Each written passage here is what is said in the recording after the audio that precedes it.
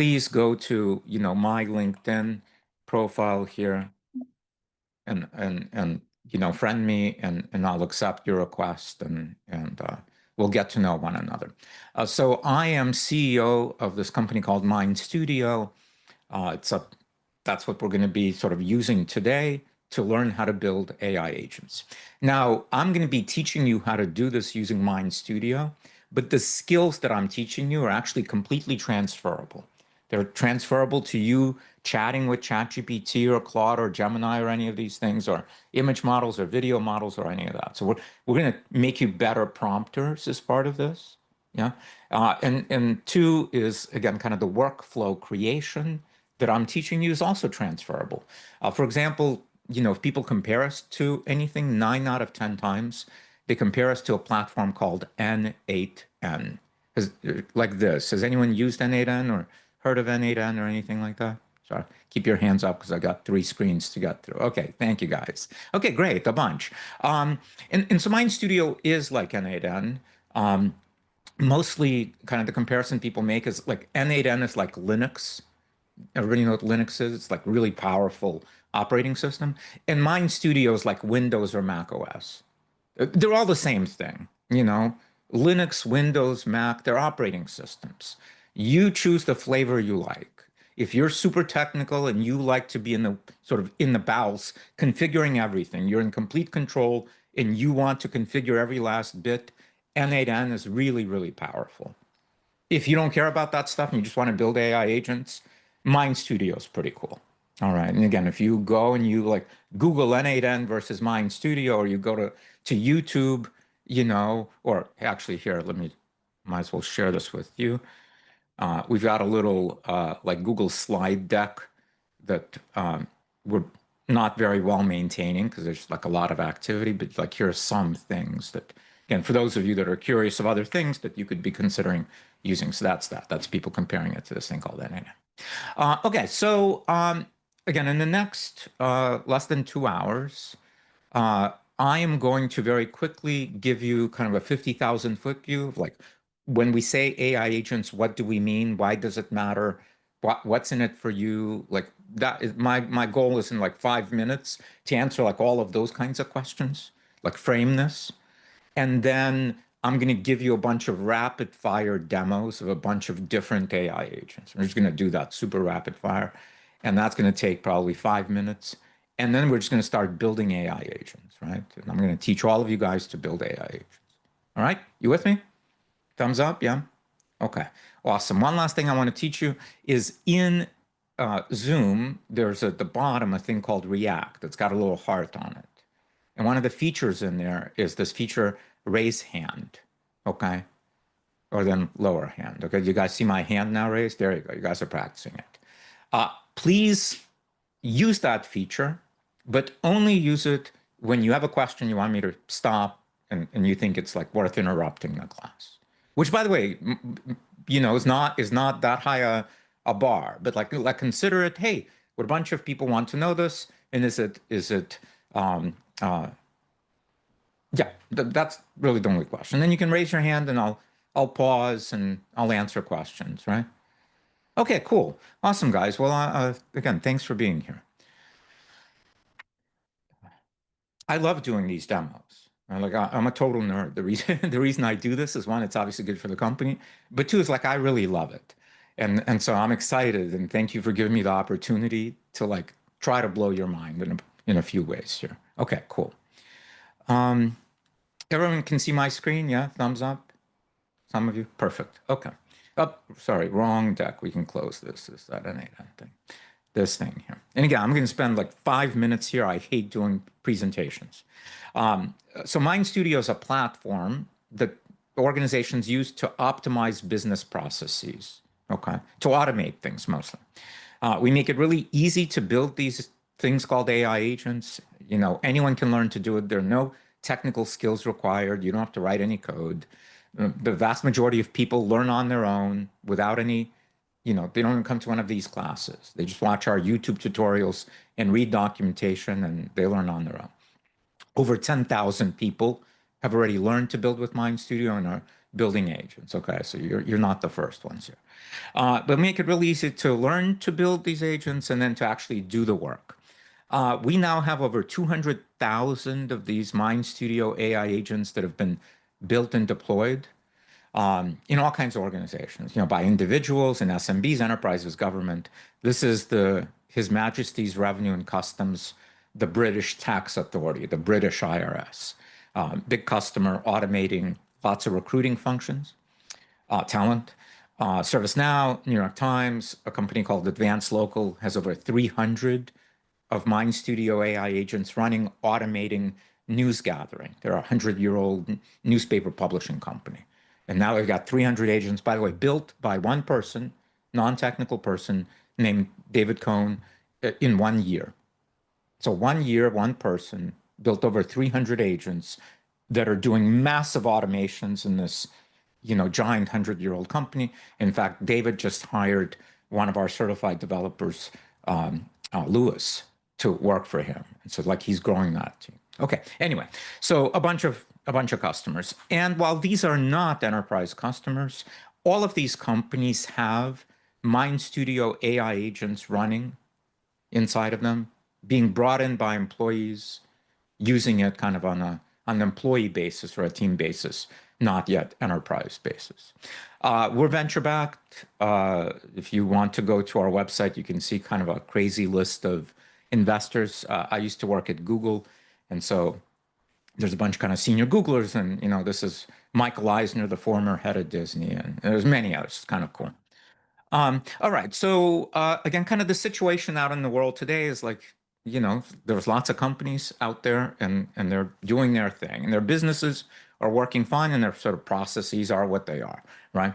But like all businesses, obviously, want whatever it is they're doing to move faster and be better and really be more autonomous, right? Like efficiencies of these business processes. By the way, this stuff was only sort of available to large companies in the past, where you'd hire these giant consultancies that come in and spend half a year to a year with you, interviewing all your employees, sort of asking all the questions, then saying to you, oh, you're doing it wrong. You should fire these people and retrain these people and buy these software. And this was a thing that big companies did. But now, infinitely better capabilities are available to anyone, individuals, SMBs, et cetera.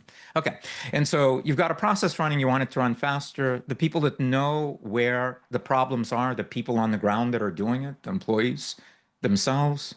And so, we allow the company to train their employees to use MindStudio, give them the tool, and they themselves go out and optimize their own job function, their and their colleagues' job function, their team's job function, or whatever the company's job function. There's a ton of these things, and we just take screenshots off of LinkedIn where, people from many different types of organizations are kind of realizing the value of our training and also of the platform. Okay, so we're just going to jump into using MindStudio right now. But again, one more set of slides here is we're going to be using this thing called the MindStudio Agent Builder. Some people call it Agent Editor. That's fine too. It's really easy to use. It sort of looks like this, and so we'll use that a bunch.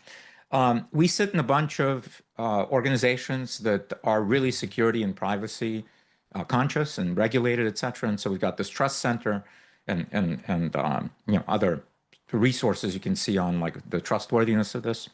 We're integrated with all of the major AI model providers. And so you instantly get access to all of these models without having to create accounts on these systems or any of that. I'm going to teach you how to build AI agents from scratch, completely manually. But once you learn how to build them manually, you actually don't have to build them manually. You can just tell MindStudio, we call it MindStudio Architect, what kind of an agent you want, and it builds it for you. But it's good to know how to do it manually, because then you can modify it, update if there's a bug, whatever, troubleshoot, et cetera. And then last slide. With MindStudio, when you build agents, when you kind of deploy them, when you publish them, you can package them in many different ways. One set of ways is as user-facing applications, mobile or desktop apps, screens and forms that you can show to a user using this agent. Behind the scenes, it's all AI, but the front end looks like a regular app, screens and forms. So you can publish them as AI-powered web apps. You can publish them without having any front end interfaces. They're meant to run autonomously. You set them and forget them, for example, on a schedule. So that company Advanced Local that I told you about, the big newspaper publishing company, have over 300 agents that have been built by one person. Dozens of those agents, the majority of those agents actually, are not user applications. They are automations, yeah, that just run every day at a certain time or every hour, every minute, whatever, and do something. And then, either put it into some systems or notify some people or, kick off some other process. Okay, so you can build those. The first thing I'm going to teach you to build are these browser extensions. These are absurdly powerful, dumb easy to build. And that's why I promised you that after you leave this class, like you can spend the rest of your day and like dramatically transform your own workflow, what you do every day. If you like to spend your time browsing social media and that's your jam, I'm going to make your social media browsing infinitely better, where you will be able to really do it like you're a superhero, right? If your job is like scanning contracts, in some legal department and like using your attention and I'm going to change your life here today.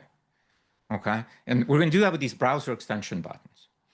You can also build agents really easily that have automatically get a custom email address. And so you can just like CC them on some like giant thread that you've got in contract negotiations with some people. You've long forgotten what's in that thread. You dread having to go back and try to like refresh you should never ever do that again. You just send it to your agent. And that thing is awesome about unpacking everything, giving you the things that matter to you, all the action items for everyone, have they been completed, like a summary, like crazy stuff.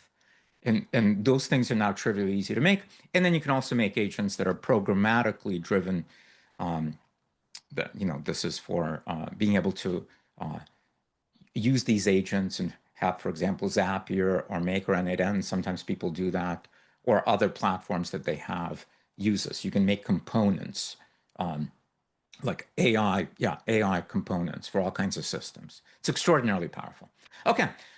Enough of that. I told you I hate these decks, but all right. Let's do some again rapid fire demos. All right. And so, by the way, these are not canonical demos, meaning we already have over 200,000 of these things that have been built and deployed. Are these the things to demo for you?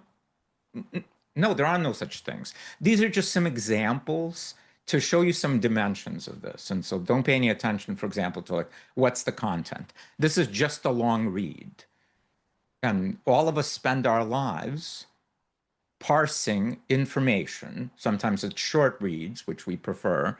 And sometimes we in our jobs primarily have to deal with this kind of a thing. It makes your brain hurt just scrolling through it. Nevertheless, saying, oh my God, I got to get through this and understand this stuff. Well, I never do that again, have to do it again. I have a little button over here, and you can have that button too, completely free of charge. And you can click on this M, and that opens up a side drawer. Mine's intentionally kind of big, but like that, and gives you access to these things called agents that you can just trigger on any web page. And you can also pin agents. These are like my favorites. And so I can just have them wherever I go. I can have one of these agents. One of those agents, if I click this button, is this thing called TLDR. And what this agent does is it grabs all of the things on this page. Simply by clicking this button, it was able to grab this purple button. It was able to grab all the things on this page, send it to my agent. And this agent's job is to go through this with a fine-tooth comb and extract all of the statements, points being made, statistics, numerical data, extract that, organize it a bit, and then kind of let me have it. So it's as if I, spent my time and my mental energy parsing this. I don't have to do that anymore. And then, by the way, I can copy it, I can send it to people, etc. I could also, for example, get some different type of details. Like I could say, extract all entities mentioned out of this thing. Again, like a lot of stuff here. Oops, if I had to do it myself, this would make my brain hurt. This would be a horrible waste of time. But here it's actually trivially easy to be able to do things like that. So anything you see in your browser, any web page, becomes data that can be analyzed by these little buttons. Okay, let's move on. This exact same button works perfectly on YouTube. So this is a 2-hour video. I've run this on 8-hour videos. In the past, if I wanted to understand what these guys were talking about, which by the way is important information, okay, I could watch this maybe at 2 times speed. And again, have to pay attention, maybe take some notes. Well, now I don't have to do that anymore. That little button knows how to find this transcript, grabs the transcript, sends it to the same agent, again, whose job it is to extract all the salient points and do all that. And so long videos, this could take, 30 seconds, sometimes even, to get this. But better it spend its 30 seconds than I spend my hour. And then I can scan this in the next 5 minutes. And I've consumed 2 hours of content in 5 minutes, while mere mortals simply can't. And so if I've got, an hour, I can consume 24 hours of content. That's pretty amazing, right? And so this is a superpower.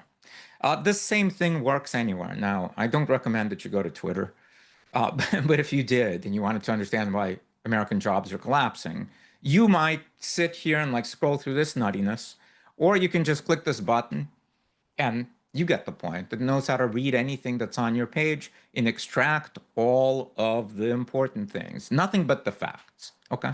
Here's another sort of version of a button like this. Again, apologies for taking you here, but Gary Tan is he's a venture capitalist.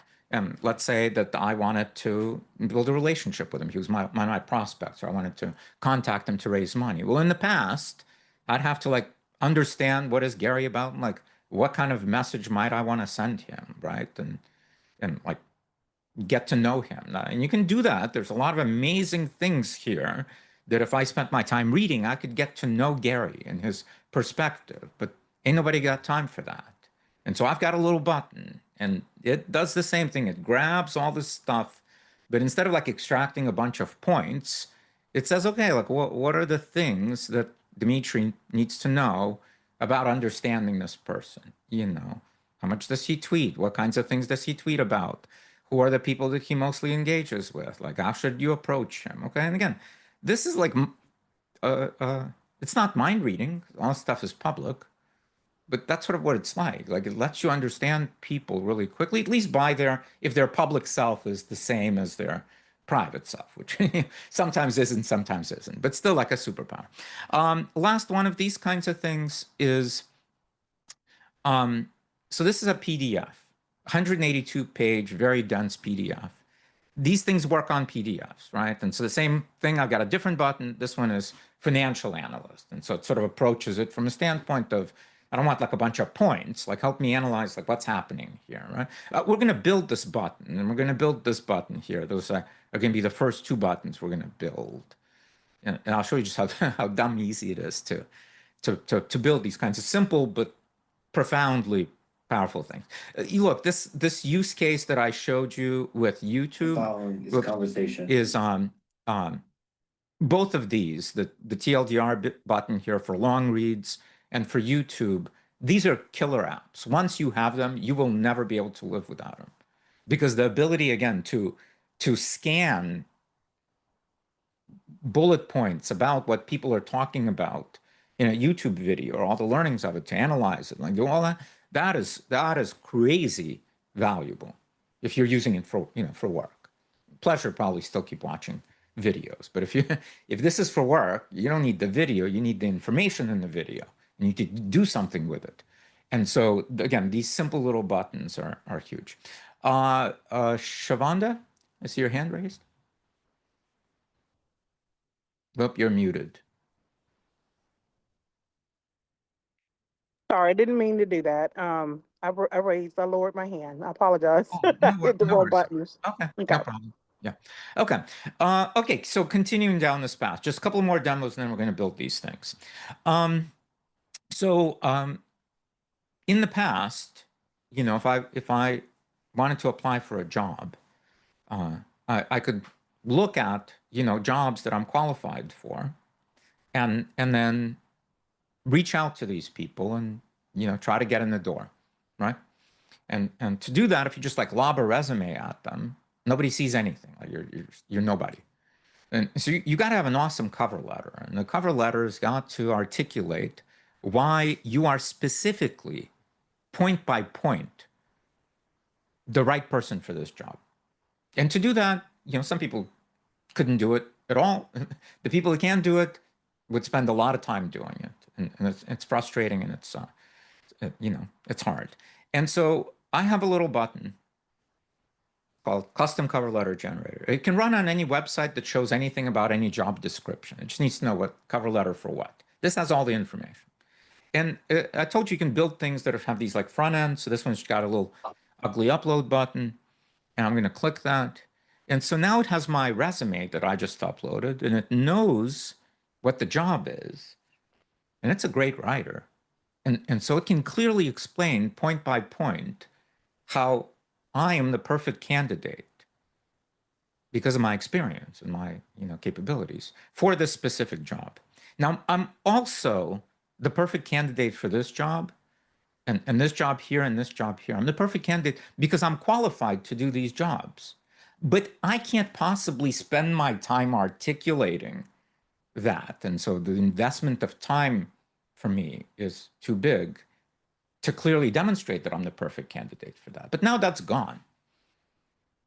And so you can just go and fire, fire, fire, fire, fire, amazing stuff through these things. By the way, on the other end, is now more than ever, every day we do more of these kinds of things, is not a human that's the first one that reads your resume. It's an AI agent. By the way, the more you understand how to build them, the better you're going to be at being able to predict how others build them and get through the door. So like a bit of a hacky thing here. Okay, one last one before we build some, then I'll show you some more. So this is my third venture-backed company as a founder. I raised 34 million for the first one, 70 million for the second. This one so far has raised 36. I know lots of VCs, but once in a while I like to do a thing I call VC collecting. And so I have an Airtable database here. This is the same as like Google Sheets or Excel or whatever. It's just like a spreadsheet. And this spreadsheet's called Venture Capitalists, and it's got their name and their photo and their current fund, the current job, like what's their title, current fund, professional summary, education, key experiences, their latest posts on LinkedIn, their LinkedIn profile, and their email address, and kind of the date when this thing was created, right? And this database gets built by me simply engaging in like being on someone's profile. And again, in the past, I'd have to be like, okay, I kind of got to figure out what Brian's about because I'm going to need to write this little 300 character message. And that's my thing to get him to pay attention to me because Brian's going to get a lot of other people reaching out to him as well. VCs get like bombarded by people. Okay, and so this is a lot of work and mental effort, but now I don't do that. And now I just have a little button. It's called LinkedIn Contact Airtable. And that's it. By the way, it doesn't even return anything. So I don't have to wait around. I just move on to the next one and say, yeah, this person looks interesting too. And then, let's go on to, great, super interesting. Yeah, let's add her also. And that's it. And now I've got their email. Oh, so their email addresses actually aren't available on LinkedIn. So you grab the information from LinkedIn and then you enrich it with another service that gives you their email address and a bunch of other information about them. And you merge them all together, in this case, like store them there. And so then I have another agent that looks at that database. In fact, if you look at the database here, you might notice something. You see these like curly braces over here, on this thing. And then like here are these square brackets over here. Why is it like this? Because this isn't for me. This database is for another agent that when it's running, reaches out to all these people and sends them custom emails from my account as me. and asks them for, time with them or to look at something. And if they don't respond, in a little while, it'll craft a new message, different message from a different angle. Because I just got to get them to see it from a different angle, friendly, and then sends them another email, basically until they respond and take a meeting. I call it the VC harasser, lovingly. But with great power comes great responsibility, and that's why most of the time it's not running. But it's ready to run anytime. Okay. Anyway, so like these are just some examples of agents. Again, there's many more. Let's build our first agent. Cool. You guys still with me? Thumbs up. Got some atrophy on Yes. on their screens, but it's all good. Okay. So now don't blink. This thing moves pretty fast. Look, my workspace, top right, build new agent.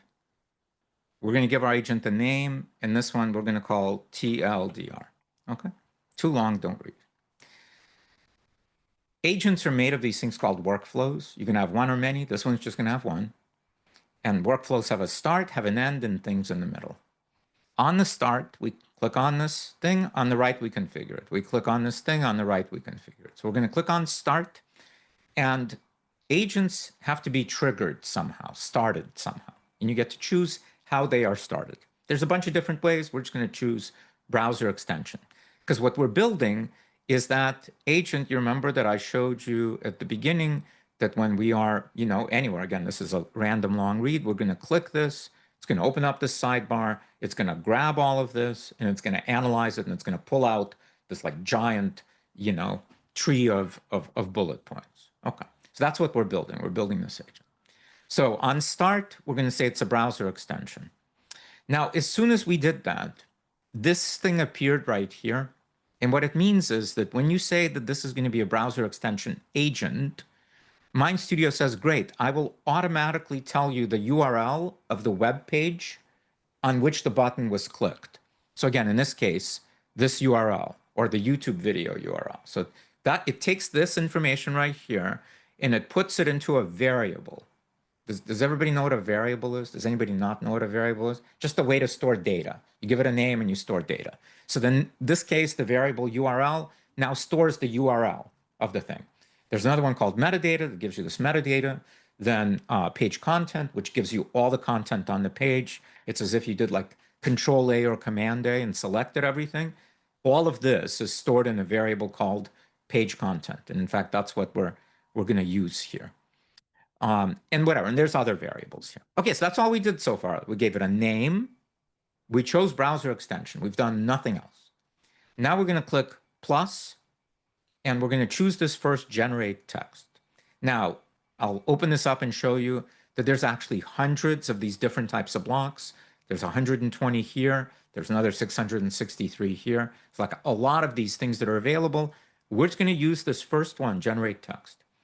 Another name for this could be call a large language model or talk to a large language model and ask it to do something. Give it a prompt.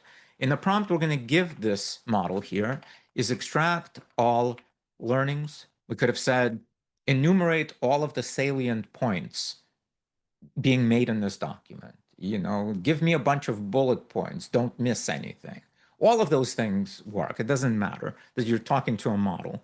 But what you now get to do is you get to write these double curly braces. Okay? As soon as you do that, you get this drop down of a bunch of stuff. You can just say page content.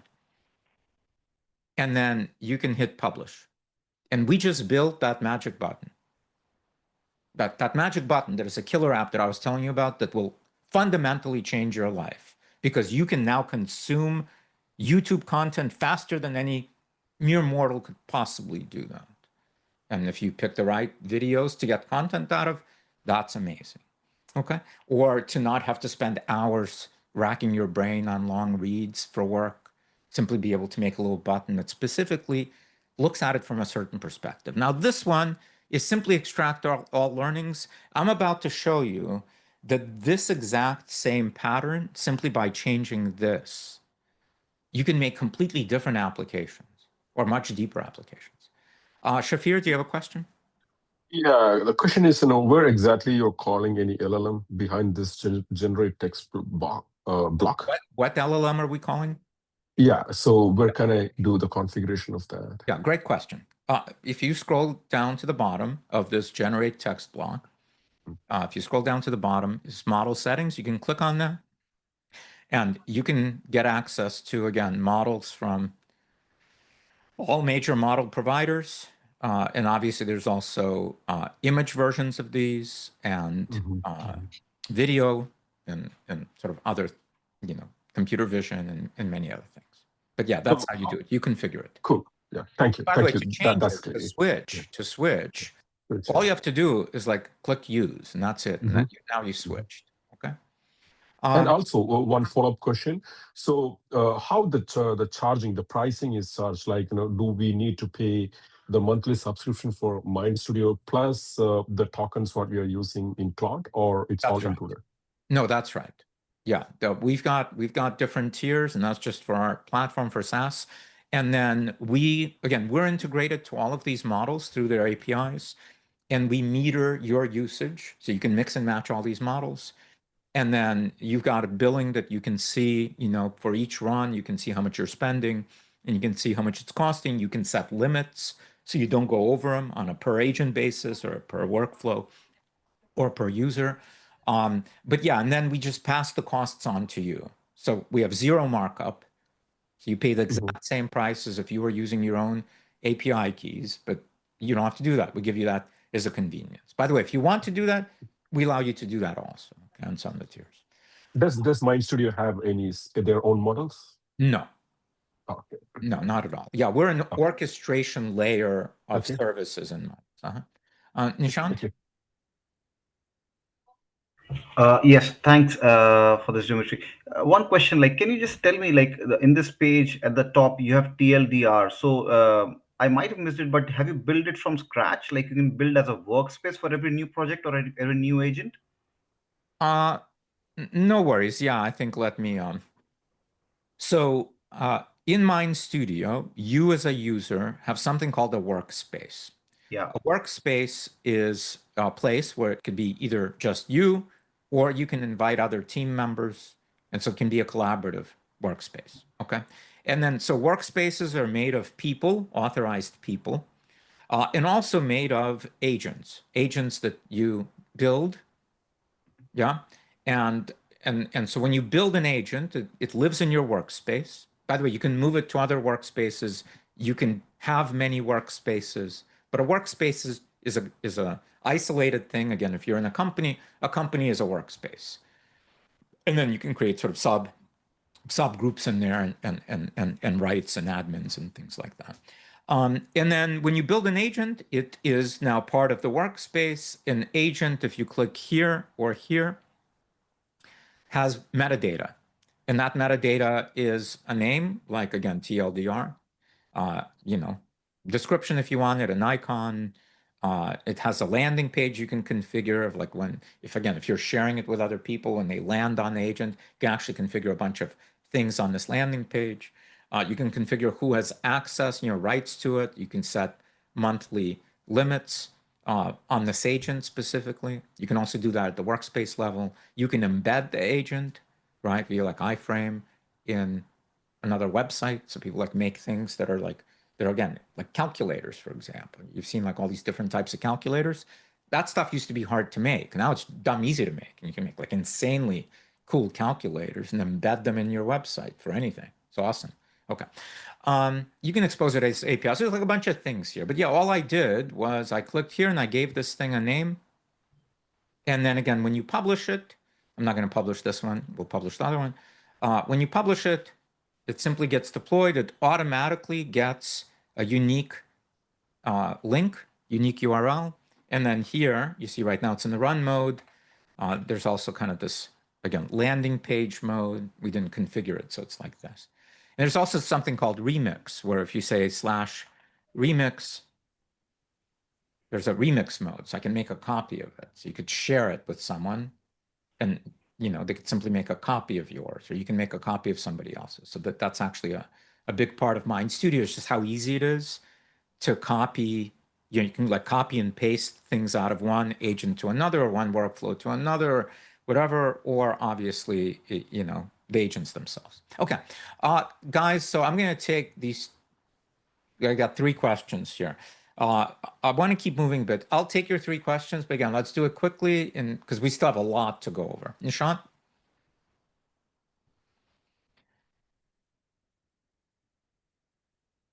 Okay, Travis, I think you're up.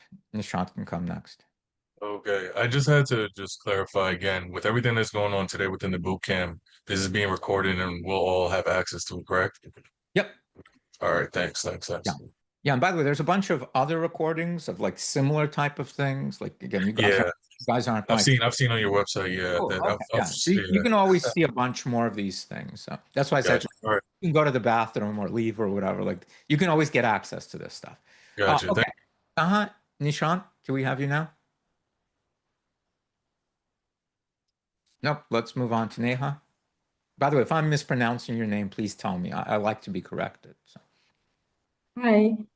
So I'm from a non-technical background, and I just wanted to understand, like, how do I choose which model Hmm. to select? So that's a little confusing for me right now. So if you No could worries. explain that. You don't need to worry about it. They all do a great job. If you're confused about it, then you don't need any of the nuance of it. Start using any of the models, and by the way, you can set the default model in your workspace. Mine is set to Claude 3.7 Sonnet, but again, I can override it at any time on anything. It doesn't matter what model you use. What actually matters is how do you build your little workflows over here? When do you call the model? What prompts do you give it? How do you sort of architect it? And so, one, you don't need to be technical at all. We're not going to write any code today, or even in our boot camps that we do, we don't write any code. Even in a 30-day boot camp, we don't write any code. Okay, so like you don't need to write code. If you do write code, you can do all kinds of other crazy stuff, but you certainly don't need to write it. And then, yeah, okay. Anyway, guys, again, I kind of see a bunch of hands still raised. I'm gonna move on unless like this is absolutely necessary. Just, again, I want to give you guys. I don't want you to lose the pattern, okay? And so I want to stay on this, and I'll come back in whatever 10 minutes and take more questions. Cool? You guys still with me? All right. And again, apologies to the people with their hands raised. But otherwise, I'm certain we'll continue to have more questions, which is great. And again, I plan to actually answer them by showing you these things. Okay, so this is the TLDR agent, right? By the way, I don't know what this like red line is here. This is some kind of a Zoom thing. And I don't know how to get rid of it either. So I apologize. I think it's like this annotate thing, just like that. Do I do something like that? Clear all drawings. Okay, look at that. I've discovered something. Oh, got it. Okay. Never knew that was there. Okay. So again, the TLDR button is this little button. Now, we've been using the one that's already here, but if we open, these are pinned. And so these are my favorites, and I can add to it. But, we just built this one, so it's right here. I had to open up this side drawer by clicking on this M, and now I get all of them. This is my demo agents. I click run. And again, this is that little button that we made in what? A minute. Browser extension. We give it page content. And in this case, we said extract all learnings, and we called it TLDR. Okay. Now, let's go back. And I'm just going to go to my published agents, and there's that TLDR that we just published. I'm going to click here, and I'm going to say duplicate. And I'm going to rename this, stock analyst. Okay. And I'm not going to change anything else about it. This stays the same. I just gave it a new name. Here, instead of saying extract all learnings, I'm going to do something else. I'm just going to change this here. Okay. And the rest again stays the same. And here, I'm going to say, perform a fundamental analysis. This is on this stock. That's it. Like again, all I changed here, apologies. All I changed here was this. I changed the name, stock analyst, and then I changed in this block this prompt. And then now I publish it. And now I can be somewhere where there's information about, security. And like this, Yahoo Finance, yeah. And these are my favorites, so this one's new. I can click here and I can find it there, and I can click run. And now this thing grabs all of this stuff and then goes through and from a sort of financial analysis lens gives me this, okay? So it's another button. We just like made two agents. Now, I actually don't do much sort of stock analysis. But if I did, that would be a button that I'd like always have around because that's freaking crazy.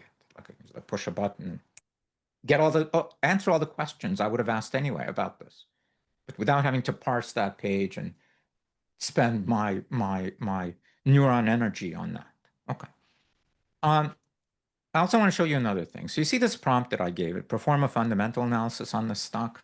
But like, you know, fundamental analysis, I mean, it's a technical term, but it's quite ambiguous, right? And so this is not the best way to do that. I'm going to delete this. And I'm going to click on this thing over here on the bottom right. And that's just going to make this full screen. And I'm going to go right here, follow my mouse to the bottom left. There's a button here called Generate. And what I'm going to do is do that same thing that I did before, which is say, you know, perform a fundamental, I should have copied and pasted it, analysis on this stock, you know, and, you know, here I can say provided with a stock and say go. And so it's going to take that crappy prompt and it's going to use AI to make that prompt better. And then I get to look at that and say, I like that, or I don't like that, or it like scaffolds it up for me. And now I have a much more like interesting prompt here. And I might say, well, no, I want this to be different. So again, I can edit this. And now I've got a much more sophisticated prompt here. And we just did that by clicking here, then clicking generate. By the way, this generate thing is just a MindStudio AI agent that's been integrated back into MindStudio as a feature. So this capability was built with MindStudio. It runs as a MindStudio agent. And now it's just integrated into the platform to be a helper to other things. There's a bunch of these kinds of things inside of MindStudio. Okay, let's build another agent here, and we're going to do that by going to our agents and go on my workspace. And again, after this one, I'm going to take more questions. And I'm going to go back to build, and I'm going to take this TLDR, and I'm going to duplicate it again. And so we just made a copy of that TLDR agent. You remember it? Start with a browser extension, extract all learnings, give it the page content. That's all we are here. And I'm going to call this content to LinkedIn, or post. And I'm going to extend the capabilities of this agent. So again, here what we're doing is we're calling a model. We're saying extract all learnings. And over here, we never touch this. You know, we saw below, you can change the model, but right above that is something called output behavior. The default is display to user, but we're going to change it to save to variable. And what that means is don't display the TLDR to the user when the button is clicked. Just go ahead and save it to a variable so we can use it later.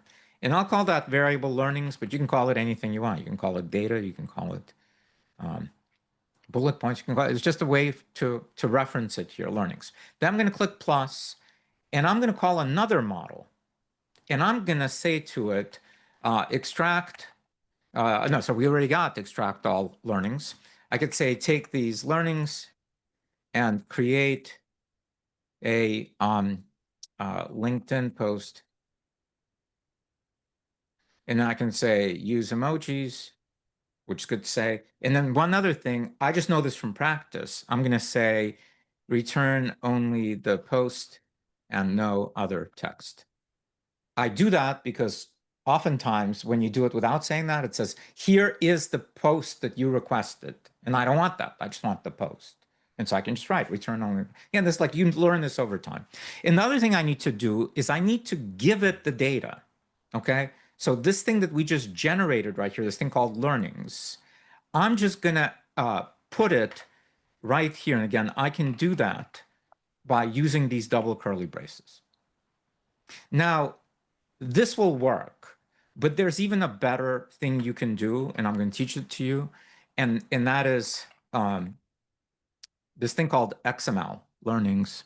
And when you use variables, it's good practice to wrap them, it's called, in something like this, where you do, it sort of looks like HTML. This word is just a label, it's not code. It's a label that we're going to send to the model when we say, take these learnings and create a LinkedIn post. We're going to say, when we're talking about learnings, these are the learnings. So again, it sees these tags called learnings, and then it sees inside of this all of those bullet points that were extracted and are now stored in this variable called learnings. Are you guys following me here?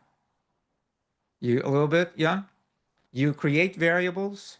You can then use those variables. To use the variables, you use these double curly braces. Don't get confused by this. It's just best practices.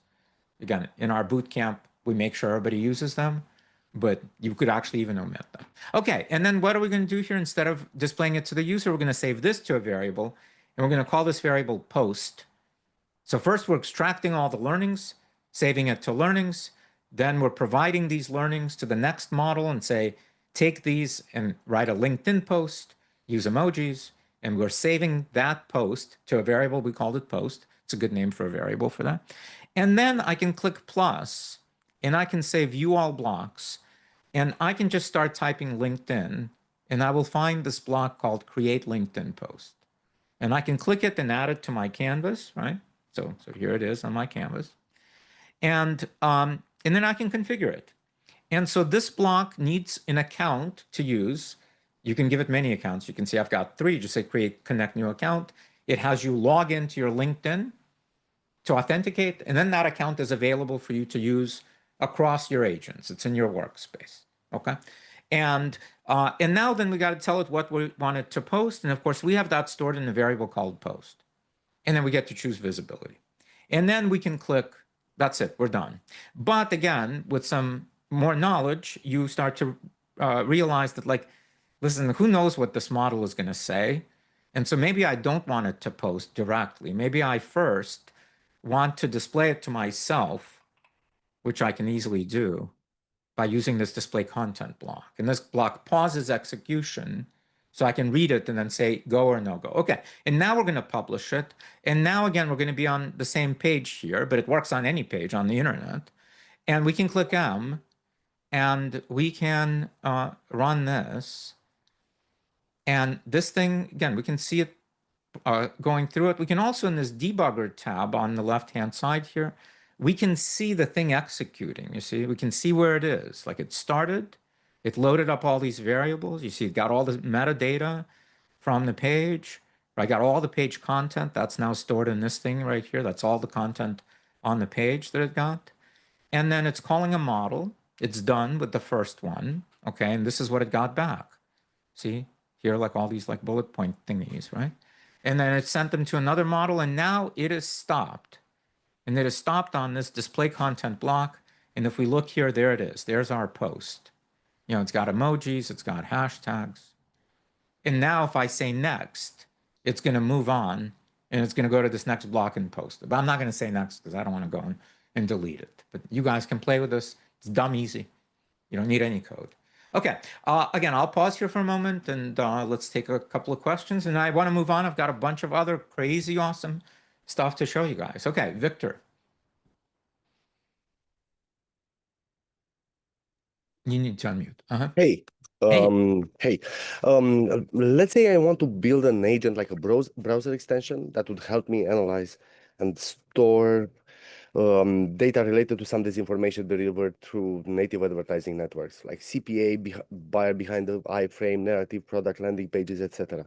Would you rather recommend me using only one agent with a crazy complex workflow, or more like a series of agents that are extracting data one after each other? Like I Yeah. want to beautify HTML files, decoding base 64, Yeah. pretty standard stuff. Yeah. No. The more you can sort of make these things atomic, the better. Because you can orchestrate them. You can all get them to run sort of with each other serially in parallel, whatever. You can do all kinds of stuff. But yeah, you want to break it down into the smallest thing. Build it quickly, then you can also fine tune it quickly. And so we always optimize, like we hate building big agents. We're always building the smallest little agents. Most agents I build are, under 10 blocks, certainly, and do many different types of things, including now like automatically generating video and crazy stuff like that. Richa? Yeah. Hi, my question is once an agent is published, can it not be altered? It can. Yeah, you can It edit. can be. Yeah, Okay. you can Okay. edit and redeploy your agents. You can also revert back. So behind the scenes, it's all using Git, and so all of Okay. your states are stored. You can revert back. Yeah. So every time I republish it, how does the MindStudio billing works? Every time I republish it, does it cost me then, or is it like every time I run it, it costs me then? Oh, pricing? No, Yeah. pricing is on our homepage here, where kind of the packaging we have is we've got Mhm. this free tier, and then we've got the starter tier, and it's a function of how many agents do you have published. All tiers Yeah. give you unlimited unpublished agents, and by the way, you can actually Mhm. run these agents in um, in the debugger or in draft mode. And so you can actually run unlimited number of agents on MindStudio, even on our free plan. Because, Okay. but to publish them, we let you have at any given time, 5 of them published on this tier, 15 published on this tier. We have an unlimited tier, which is a lot. And then we've got a bunch of these custom tiers. And so yes, it's Got it. by Thank number you. of agents that are published and sort of runs per month. And a run is like an entire agent running through a full cycle. It doesn't matter how many blocks you have. You could have 1,000 Okay. blocks still on. Got it. Uh-huh. Thank you. Nishant, or your iPhone?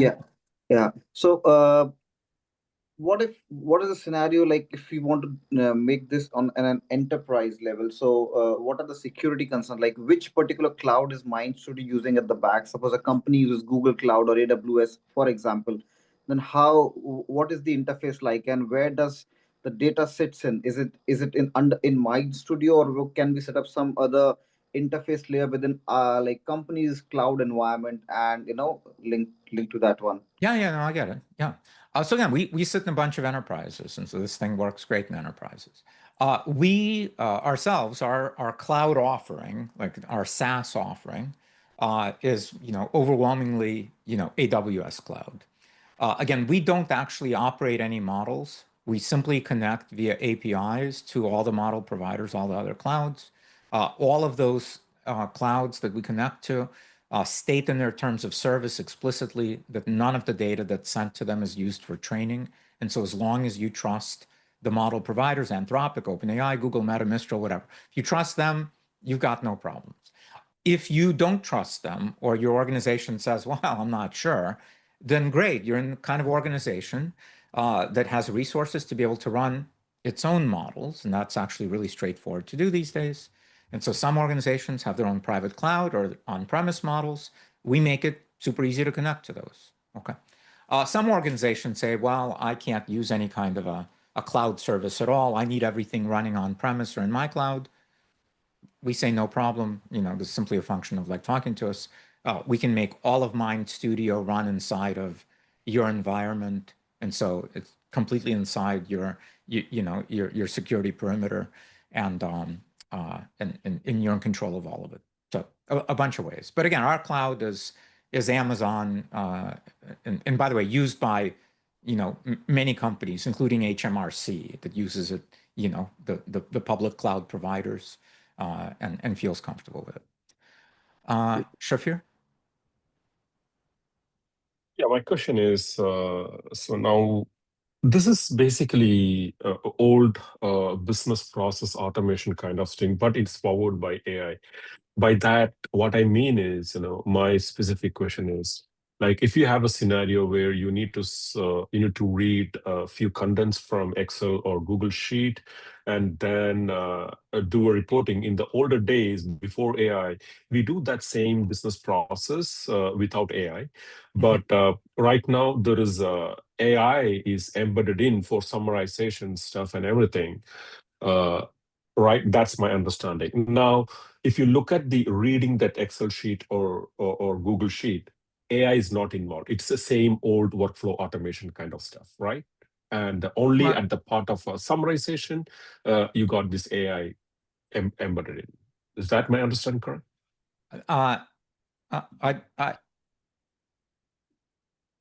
You kind of threw a bunch of stuff in there, and like some things are Uh-huh. right and some things aren't. Uh-huh. So with you're exactly right. The idea of automation, macros, for example, have been around for a very long time. Okay, or Correct. something called robotic process automation, RPA. There's been like many now decades of information technology automation, right? Yes. Yeah. There's like giant companies also that are doing it. Okay, great. And so now we are, but that automation always had its limits. And there were sort of like Mhm. two limits. One is how difficult was it to actually like create the automation and how much time was required to do that? And two, like what could you actually automate? And the things that you could automate, well, one, configuration always took a long time. So like it was a meaningful investment to create these macros. And so this was one constraint. The other constraint is again, like what can you automate with, like as soon as things got fuzzy, like imprecise, or it was too difficult to enumerate all the edge cases, then that's where sort of old automation ended. MindStudio, models, and with MindStudio obviously orchestrating them, unblocks both of those dimensions. And so creating these macros, these new AI-powered macros, is trivially easy. The average build is like 3 minutes to 15 minutes to 30 minutes. Like rarely do you go above that. If you're going above that, I propose you're building the wrong agent. Or call me. I want to know what it is you think you're doing. If you're taking longer than that to do it, so the time investment is quite trivial, and what you can do with it, where it doesn't end, like the ability to automate fuzzy things, that's where all the unlock is. That's where all the ROI is for all of us as humans. It's the ROI of our attention, because today we are the things that are integrating platforms together. Like if you think about like what is a knowledge worker? We come in the morning and we have our cup of coffee and we log into some systems and we get some data and we put it in our brain, in short-term storage. And then we go off and we think about it and we do some more research and we get data from some other things and we talk to some of our peer humans. And then we're like repackage that information in some way, enriched, and put it in another system. And that's what we do. That's what all knowledge workers do. That's what lawyers do. It's what accountants do. It's what salespeople, marketing, that's what we do. Well, guess what? So we are the glue that glues, that bridges together imperfect integrations of SaaS products, of tech stacks. And we humans today are that glue. We don't have to be the glue. We can simply create pieces. My favorite way people describe MindStudio is it's like AI duct tape. And you can just grab a piece of AI duct tape and slap it on this thing that you used to do manually, and that would take you like 2 hours a week.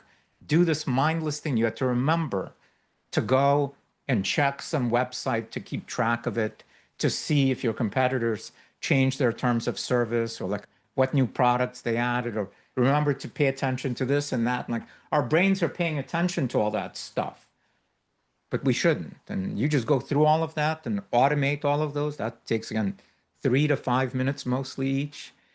And now you never have to think about that stuff anymore. Yeah. But you're still Correct. keeping track of it. Okay. Correct. Yeah. Okay, guys. So I've got a bunch more questions. I also want Yeah. Okay. to teach you guys. I'll take my time later. Yeah. Okay, thank you. Yes. Perfect. Okay, so let's do 5 more minutes of questions. Yeah, and then we gotta go. By the way, if you guys want more of this, there's a bunch of ways to get more. We have lots of completely free, you can watch them anytime, YouTube tutorials and more master classes like this. where I think I got done more than I'll be able to get done with you. Again, all actually great questions. I'm glad you're asking them. I'm trying to balance here for you, answering all your questions and keeping other people engaged and showing them stuff. So that's the thing. But you can on your own get all of it. You can also come to our boot camps. And so we offer these 2 full-day boot camps. We offer a 30-day boot camp where you get to spend a lot of time with me and the team, and we answer like all of your questions. And so like I'm not surprised you got them, but anyway. Okay, so Saeed, Hello, Dimitri. How are you? great. Okay. So, I mean, summarizing a straightforward content like an article is quite straightforward thing. But say, for example, if you have a product on Amazon, and we have like so many products on the left and right, and so say, for example, if I want to summarize the overall crux of the reviews that a product has gotten, number one, is it gonna be easy? Number two, is it gonna be legal to summarize the reviews for a particular product? The first one, easy, yes. The second one, legal, is I'm not a lawyer, so I'm not allowed to give you legal advice. But it's public information. It's there. You're doing it with a click of a button. It just helps you do it faster. It's like if somebody decided to say that's not legal, I would argue then you should outload Command A and Command C, because I've been able to do that and grab all that information, and now I just push another button. So I can't imagine that it's legal. But I'm not giving you legal advice. Stu. Thank you. Hey, Dimitri. Hey. Thanks for doing this. And it seems like a really nice user interface here on MindStudio. My question is that I've built a pretty extensive multi-agent system using LangGraph, and it pulls up from a Neo4j graph. And I'm looking for the best way to implement that in MindStudio. And is there a way to import certain agents that you've built, say just with like straight code, into MindStudio? Just to ping me on the side later, so I don't take the entire class into that. The short answer is yes. You can reuse a bunch of the stuff you've built, but let's not take this class there. But like, find me on LinkedIn, reach out, I'll help you find it. Okay. Thanks, Dimitri. Melanized. Hi, Dimitri. Hey. Oh, I came across you a few days ago in Maven's class, and immediately fell in love. So I'm here again. Awesome. Yeah, so I was hoping I could follow up with the way we are building things. So I tried to enter the page content variable. It seems you've saved it already, because for me, it gives me an error. That's the first thing. And secondly, to build the button creation, I didn't get that bit too as well. I've already paid for, I've subscribed, I've paid for the MindStudio already. So there's no limitation on, from that side. And finally, I was trying to teach myself self-study for a particular project, and I came across a difficult situation whereby I was trying to use the menu block in debugger mode. So when it tries to select, it runs the first set of script and stops. Hey, Melanized, I'm so sorry, but I can't do tech support here for you in Yeah, this class. So it sounds like you're having an. I was hoping that one of the examples you do has to do with the menu block. That's all. I see. Yeah, no, I'm not going to get to that. That's again, it's an important block, but I think for everybody else, it's not the most important block. I want to get to like a bunch of other things that I think you guys are going to love. And but the menu block's not going to be one of them. But like there are tutorials on it, you can watch them, and so it's a straightforward block. So okay, I think guys, we're up on our 5 minutes, so I'm gonna call it right here. I apologize again for people who still have their hands up. We'll come back to you. Okay. You can also ask questions in chat. I'm not sure, it looks like there are some folks whose names I recognize that are certified that might be in here, and so maybe they can answer questions in chat. Okay. Let me, again, I want to give you guys some more dimensions of this, and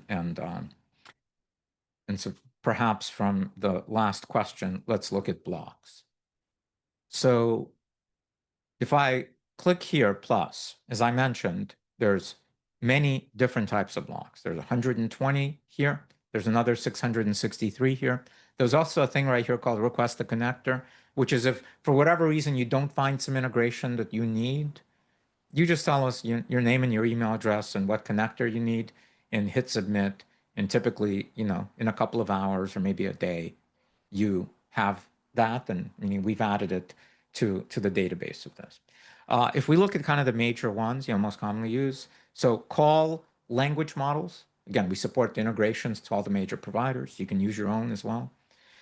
You can call image models. We have many different providers. You can call video models. I'm actually going to show you a demo here of something that I made for my daughter that is awesome. You can take numeric data and visualize it.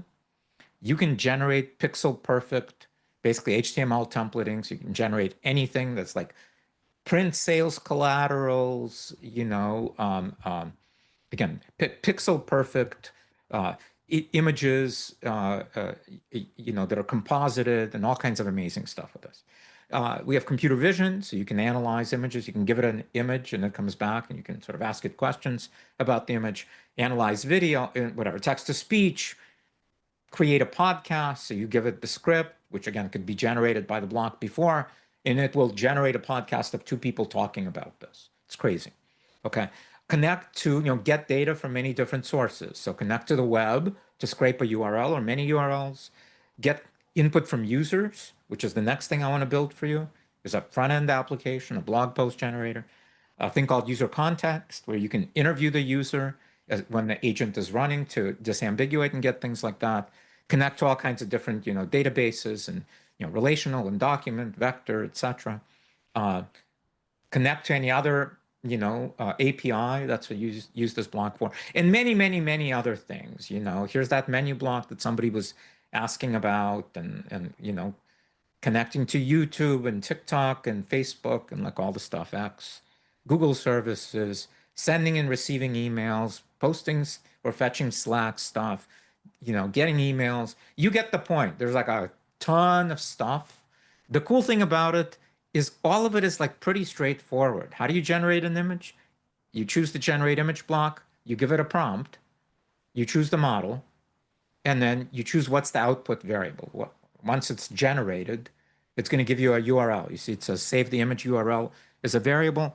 What do we want to call that? We might call it image. And now we've got that image URL. And so like this ability to, and then again, you can create, maybe another thing I'll show you here, is like I showed you kind of the super simple agents that are one block agents, but they don't have to be one block agents. They can have many workflows because you can connect workflows to one another. This is the main flow of this agent. There's a logic block if it goes one way or another. And this is a deep research agent. It's a professional Google searcher. If you were the best Google searcher in the world, if that was your profession, people would come to you and ask you to go find the needles in the haystack of Google. They're there if you know how to look for them and if you got the resources to do it. Well, now you do. That's what this agent does. You tell it what you're looking for, and it goes off and it scours Google. It does one pass, creates a plan to search it, and then it goes off and does tons and tons of searches. And for each search, you get like the results, and it grabs each of those results and crawls all those results and gets all that data and like just sucks in like all this data from all over, and then analyzes it, and then does a next pass and goes deeper and does that again. And then, by the way, the output of this thing is it creates basically like executive summaries like this. See? And so, actually it generated this image. Somebody looked for a Fiverr, so they're analyzing competitive analysis examines Fiverr. It does takeaways, it records a podcast. I'm not sure why this one's broken here. And then it creates, in this case, it did a 38-minute read. I've seen it also do over an hour read. It, gets key points.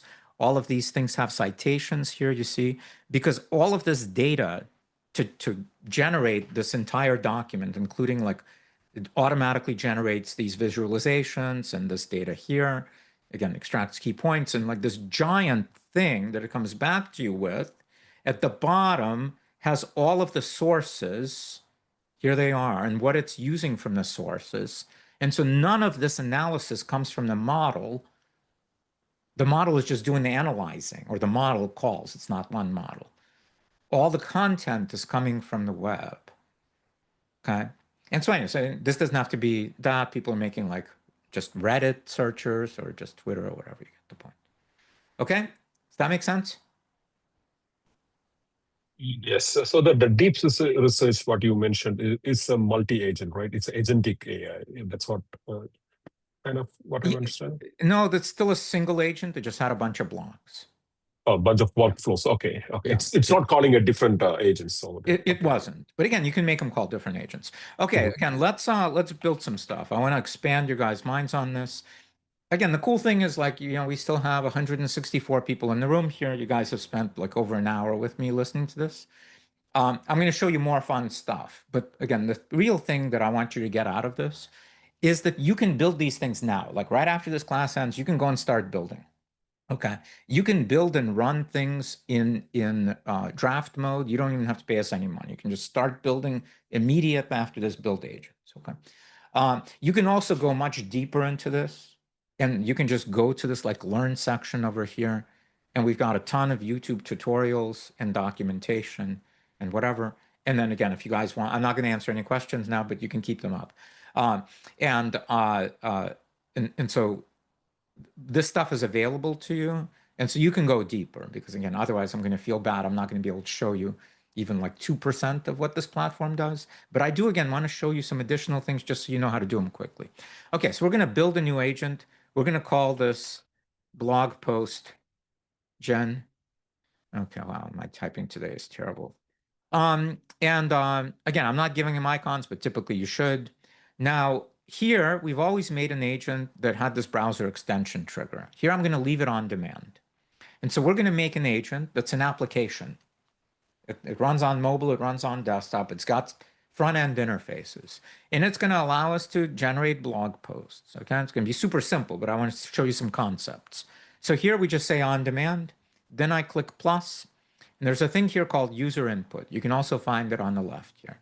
I'm going to click that, and so we're going to add this user input block, and user inputs are basically screens and forms. And into this block, you can add one or many user inputs. And so I'm going to create a new one. Now, keep an eye on the right-hand side.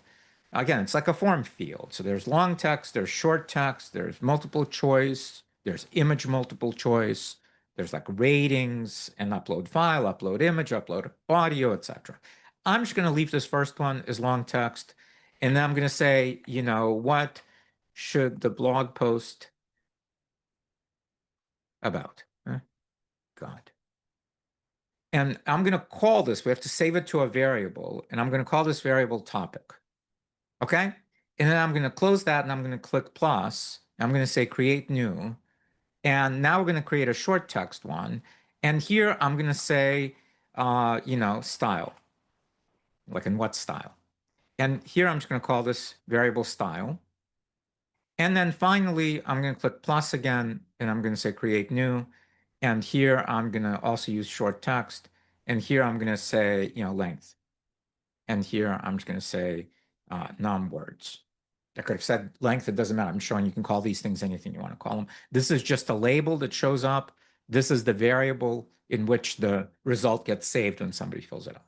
Okay. And so again, we can at this moment, for example, click preview, open draft agent. Or we could have published it and done that. And so we already have that form. There it is. And so like if we complete the form and we say next, it's going to say, great, you're done. Success, because it just hits this end block and you're done. Okay, so we're not going to do that though. We're going to click plus and we're going to call a model. And we're going to give this model these variables that we created because it needs to know about them. And I'm going to do this again in best practices mode. And so I'm going to say topic, and then inside of that, I'm going to give it the topic. Oops. There you go. Okay. And I'm going to do the same thing. And I'm going to say style, and I'm going to say end style. And then here, I'm going to say style. By the way, I'm indenting these. You don't have to, or you can indent them a bunch. None of that matters. This also doesn't matter if it does this like different color here. Once in a while it does that. And then finally, I'm going to call it number of words. Again, you can type anything you want here because this isn't code. These are labels for the model to know what is between these things here. What information is it looking at here? Because it actually doesn't see this curly bracket stuff. It doesn't see any of this stuff. This gets replaced. When the model gets called, it gets replaced with whatever is stored in that variable, whatever we typed into topic. This gets replaced with whatever we typed into style, and this gets replaced with whatever we typed into the length field. And so we're just going to give the model all of these things, and then we're going to give it a command. And the command could be write a blog post. Okay? And here we're just going to display it back to the user. And so again, we've just created a really, really simple application. I'm going to publish it, but again, you can just as easily run it in draft mode. And then when, again, once you publish it, you can open the published agent, and it's got a URL, and there it is. And so we're going to say, how AI will, transform the office, and in the style of Gary V. Why do I choose Gary V? Does everybody know who Gary Vaynerchuk is? No? Yes? No? Okay, a bunch of people know. Plus, he's got sort of a style. And I'm going to say like 1,000 words, right? And then I'm going to go next, and this thing is going to go and run it. And it's going to give me a blog post. Look, I'm going to cut through all the BS right now. And that's what Gary V would say, right? And so I got this thing. And so, again, this thing is an application. It's got a front-end interface. Again, we can say new run. It's responsive, so it runs on mobile. Yeah. It's got a URL. You can load it on anything. You can bookmark it on your phone. You can click of a button. You can generate a blog post. And by the way, you also know that after that, I could simply add more blocks. And instead of a blog post, I could also get it to generate a tweet storm and then post it to Twitter. And I could get it to generate a LinkedIn post it to LinkedIn. And so now all of a sudden I can type something in and I'm producing like all this content that's getting distributed. That's pretty crazy. A content production creator economy is getting disrupted massively because any of us can now generate insane amounts of content. I'm going to take a quick sideline here. So I have 5 kids, and one of my kids, my daughter, Una, loves slime.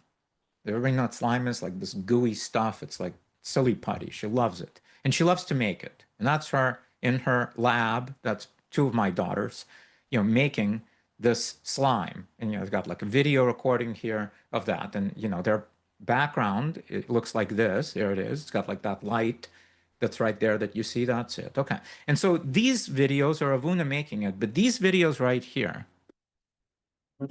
I don't know if you can hear the sound with all the ASMR. These videos are not Una's hands. They're Una's background and the light, but they're not Una's hands. And the slime wasn't designed by Una and certainly wasn't made by Una. All of these are made by a simple AI agent that I made in 15 minutes.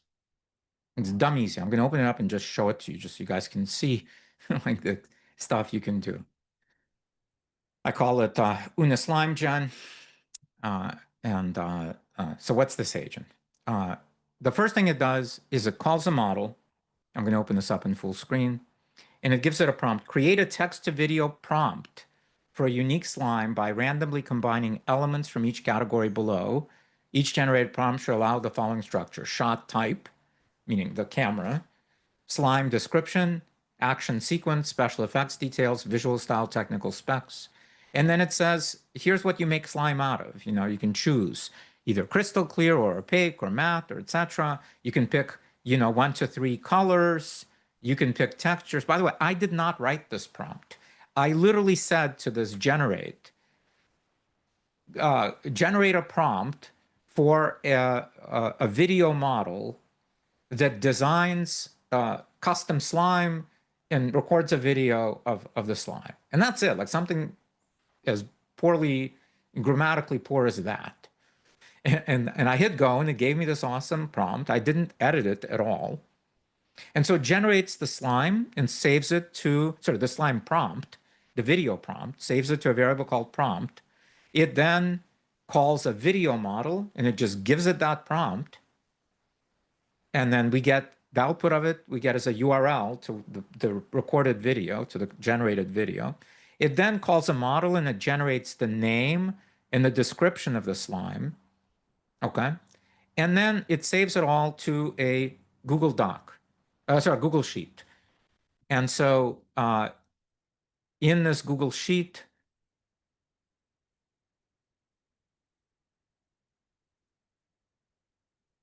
there it is the date, the name that it created for it, the description, and each link to each video with the audio. So this was completely generated by AI. The idea for it was generated by AI. The script, the video, the background is Unis. But the stuff is not. Okay. And then each one is like 8 seconds long, and then she takes these and she wants to, like, I could have automated all of it so it even posts, but she wants to have creative control, so she puts them into CapCut and she chooses like the music and the order. And so like she gets a creative thing. But again, like the agent to do this is dumb easy. Generate the prompt. So it's different every time. You could have done a static one, obviously, too. Generate the video, that's trivial easy. Generate the metadata, that's trivial easy. And update a Google Sheet. Like you pick the Google Sheet, you put in the fields, and then you're done. Okay. And so like this stuff is really easy to build. And extraordinarily powerful. Okay, I'll stop here again. More hands, Shafir. Yeah, so it's a follow-up question to my earlier question. So in your previous canvas, there are 2 blocks. One is to take some inputs and everything. Can you show me that? Like, I got a question over there. Okay. Yeah. So the question is, there you are not using or you're enabling AI into that. So only, no, the previous one. This post generated? Yes, this post. Yeah, exactly. Yeah. So the user input, there is no AI or LLM behind that particular block. Only at the generate text block, the That's LLM right. or AI comes. Okay, cool. Yeah. That's right. Exactly. And same thing with like display blocks and others. Yeah. Mhm. So yeah, so there are many blocks in MindStudio.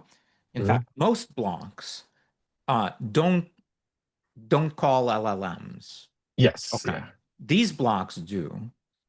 Right here, generate image, generate video. There are others that do as well, like this user context block calls a model. Deep research calls models. This one calls. So yes, there's a bunch that call models, but a bunch don't. And these are like API endpoints mostly, and same with this. So yeah. Yeah. To reduce the billing, and we can also call any open models, like from Mistral or anything. That's right. You can. Yeah. Okay. Yeah. Yeah. And you have MindStudio has that. That's right. And for each model, when you choose again a different block. Sorry, let me close this thing that I opened. I thought I understood it, but when you add a block that has models behind it, like generate image, for example, you get a different list of models here, different list of model providers and different list of models. Video has different list of models. And then, yes, you can also call your own models. That's right. Okay. Thank you. Yeah, you're welcome. More questions, or do you guys want to see more things? I'm open to all here. Any more questions for that? I know we had some kind of bowled over you guys. No? Okay. Yeah, so let's kind of let's keep playing around and seeing the kinds of things you can do. Oh, Neha. Yeah, would you have like maybe like a sample of agents that have already been built, and maybe we can see and kind of duplicate those and then maybe tweak it Yes, we according do. to our requirements? Yeah, let me show you where it is. You can still see my screen, yeah? We've been clicking this build new agent button all the time here. But if we go look at the left, right below overview, is something called agents. Now, you won't have these start agents. Start is a capability that you can right click on these things and you can star them and you can pin them and you can do all of that. And so that's starred, sorry.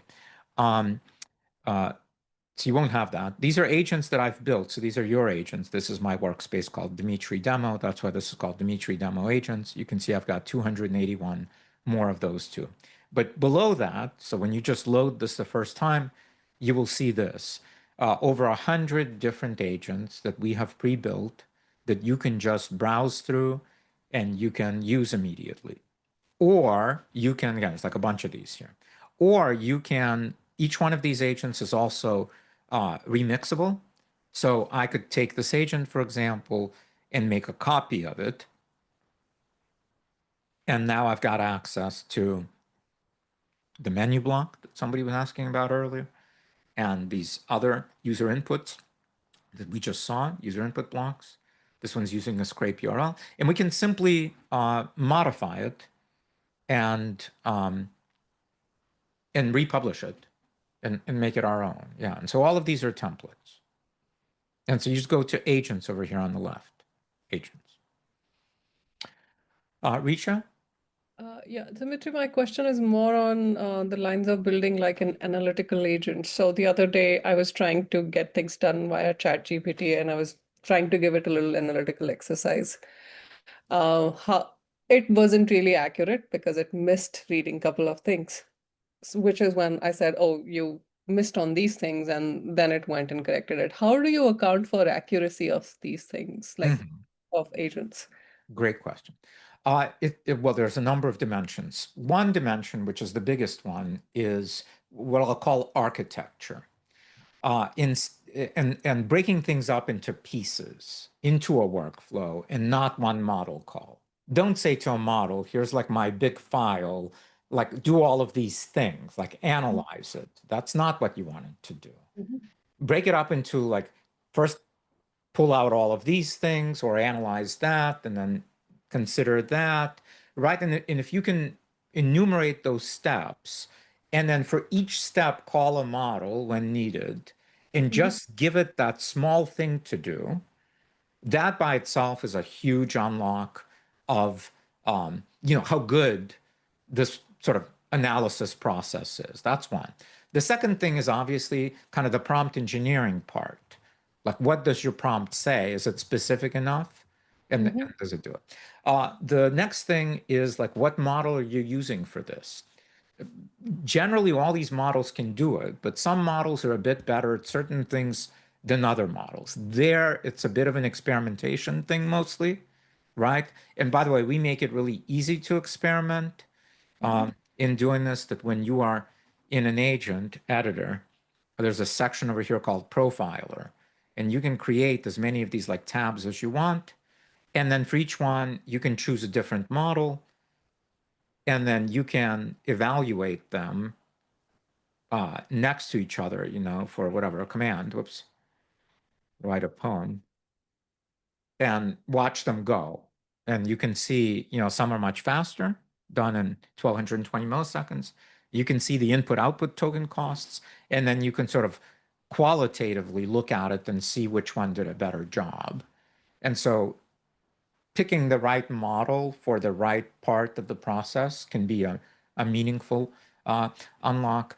And then kind of, there's a bunch of others, but finally another one is generally what would be known as like adversarial agents, where you've got one part of the process or one agent or one workflow, you can break it up in a bunch of ways, that's sort of doing the work, and then another one checking the work, kind of asking, hey, chances are this is wrong. Like, what's wrong with this? Is this hallucinated? Verify it. And because, again, the compute is so trivial for this, like for humans, you'd never architect something like that because QA costs a lot of money on this. Well, here you can, and it's trivial, and that works really well. Perfect. Thank you. This was a, yeah. Great. Thank you for the question. Om? Yeah, thank you. Thanks, Dimitri. So I had three questions. I'll put it into one, and you can answer whenever you have time. So I'm playing with the music, and I'm trying to create karaoke out of it. So I don't know if you have any demo to show, something like that. and okay, No, and if I have no, some, no. I mean, you can certainly use a bunch of MindStudio blocks to like you can get music out of videos, you can composite videos and audio, you can generate audio and video. So you could make stuff like that, but I don't have anything to show you here.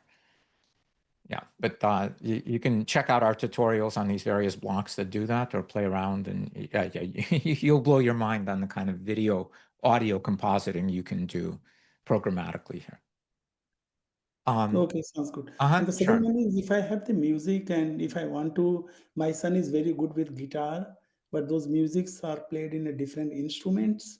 So can you suggest the tune for guitar where he can play those chords? Do we Yeah, have any model of them? I can't answer that question. Okay, that's fine. No worries. Thank you. Yeah. Sure.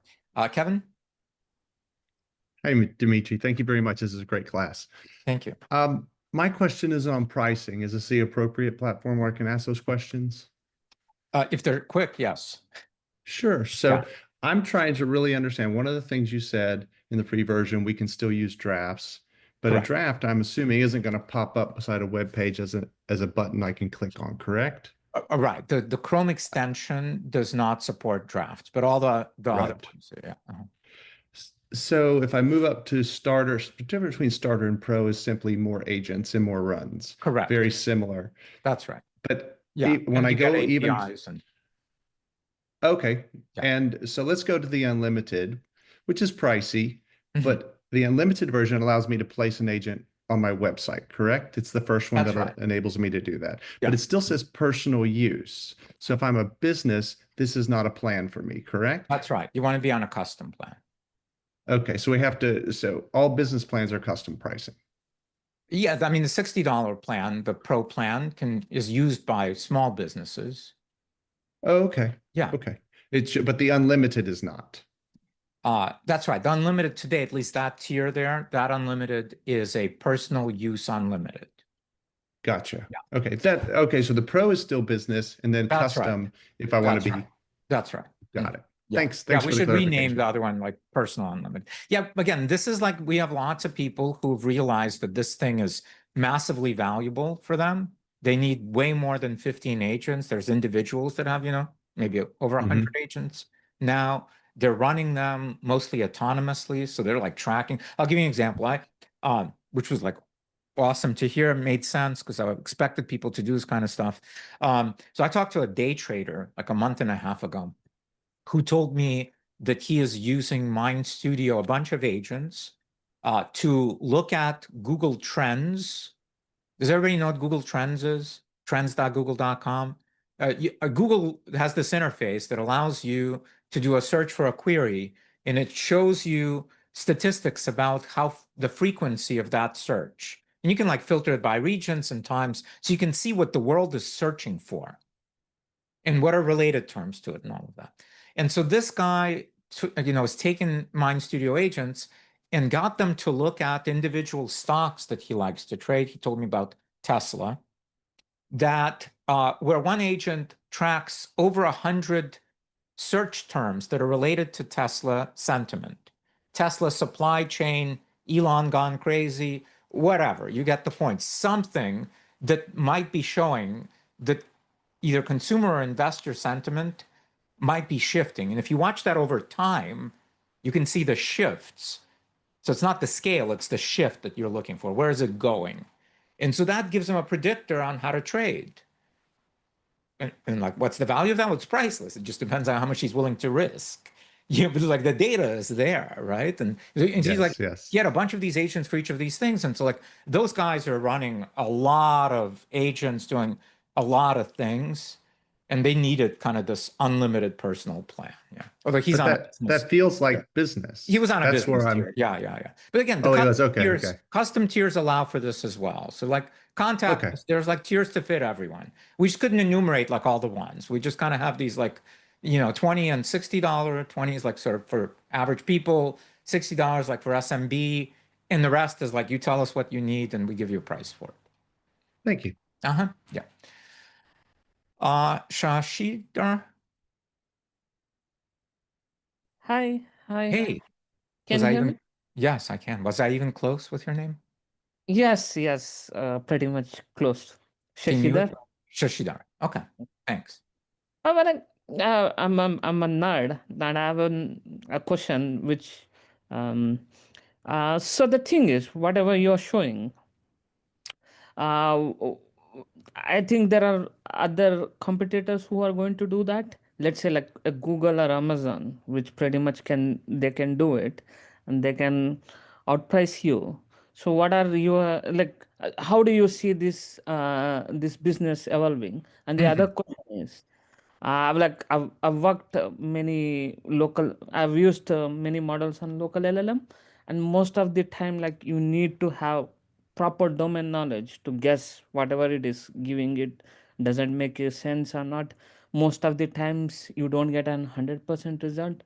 So the thing is what I'm asking is, with the kind of thing you are showing, what do you think the future of work will be? Do you think that the unemployment will go down? What kind of work with this kind of agent system evolving? Great question. So a great bunch of questions. Let me answer the first one. So I worked at Google for 4.25 years to the day. I was CTO of, if you guys remember, MySpace. So MySpace Music, I built a bunch of other companies. This is my third venture-backed company. As a founder, I've now raised over $140 million.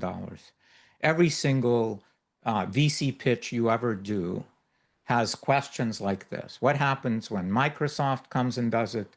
What happens when Google comes and does it? Or, name the flavor. Like any company can theoretically do anything, and these larger companies are seen as like, oh, Apple, they can just go in your space and eat your lunch. But that's really pretty much never the case, right? One, those companies just don't go there because they've got countless other things to do. Two, they move absurdly slowly. And this is why we still have countless SaaS companies that have ginormous markets that theoretically, Google or Microsoft or others should own, but they're nowhere near owning those markets. So I'm not at all concerned about that. The kind of the beyond that, I think, is a more interesting question, which is, some people believe if the models just keep getting better and better and better, and reach this thing called AGI, artificial general intelligence, that well, you kind of don't need any software at all. You just have the model, and the model can sort of build software on the fly for you to do stuff for you to do. And so you basically just have a chat bot, and you say to it, tell me if there's anything in my email. Otherwise, I'm not going to pay any attention to it today. Or, are our customers happy? If not, contact all the unhappy customers and offer them a 20% discount. It's like you can imagine like these kinds of things. And there's obviously lots of like sensational pontificating about this kind of an agentic future. But I don't buy it. I think it's clear that beyond the like again kind of the science fiction-y and like oh what if thing of the world like people are excited about, like these models getting super smart, real business, practical business is something that requires the operators of that business to feel extraordinarily in control, and the interface to be able to articulate guardrails and articulate parameters and uh, be able to be confident that things are running through well-defined processes and lanes. To do that, you need some kind of a system like MindStudio in order to even, again, kind of articulate that and orchestrate that. Even if the models themselves are extraordinarily capable to do it, the interface of me asking a model via chat to go and do work, that's for ad hoc things. That's for like, oh, I just had a random idea. Let me ask a model to do stuff. That's not how I run my business processes. I don't show up in the morning and say, hey, model, go and start my marketing process. That doesn't make any sense. Yeah. And so anyway, so like we N8N and MindStudio are the two leaders of this new AI automation wave that we are riding here. There are other companies, older companies one's called Zapier, super popular out there, has bolted on AI, but really popular, great. Lots of people integrate us with Zapier because they already run Zapier, and now they want to add MindStudio. So they'll create a Zap, but they'll create all the AI logic in MindStudio and just use MindStudio's components. We don't care. However you want to use this, we're like ultimately flexible. Or other people have like these old RPA systems like UiPath or Blue Prism or Automate Anywhere. It's like a whole bunch of those, mostly big companies. And same thing, like MindStudio lets them go further because all those automations are clunky and rigid and stop when things get fuzzy. Well, now you can make ultimately flexible, built in in minuscule fractions at the time of even designing a UiPath application, and able to work in these, the place where we're still spending our time, this stuff that couldn't be automated before now, because we humans spend our time in the fuzzy. Because if things weren't fuzzy, then we could just automate them using those old tools. But it's where things get fuzzy that you need humans. And by the way, that fuzziness does not require extreme intelligence in order to deal with it. Like we think of ourselves as like these intelligent workers. These machines aren't intelligent, but we're intelligent. But I would again propose that if we looked at ourselves critically and realized what we do in business, it's not that intelligent. And these models, when properly glued together in these workflows, can absolutely do those exact same things and do them better than we can. They have better attention spans. They can do them faster. You can have them checking one another.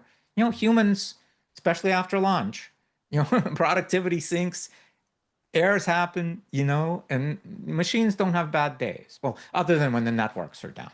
But the cool thing with MindStudio is you can just fail over to a different model or a different network. Okay, make sense? No, no, Yeah. No? just one more question. The recent paper from MIT, where it shows basically that 95% of business can't get any benefit, and they don't see this thing, and it creates a lot of slop, yeah, slop. And I've watched this thing. I've worked fair bit of local LLMs, and sometimes it really feels like a magic, but many times what happens is like it gets 85% of the logic, and then the missing 15% is what it makes Right. this thing. And I don't think that you with the kind of current LLM you can give 100, you can ever trust 100% of it. Yeah, but you can't trust 100% of humans either.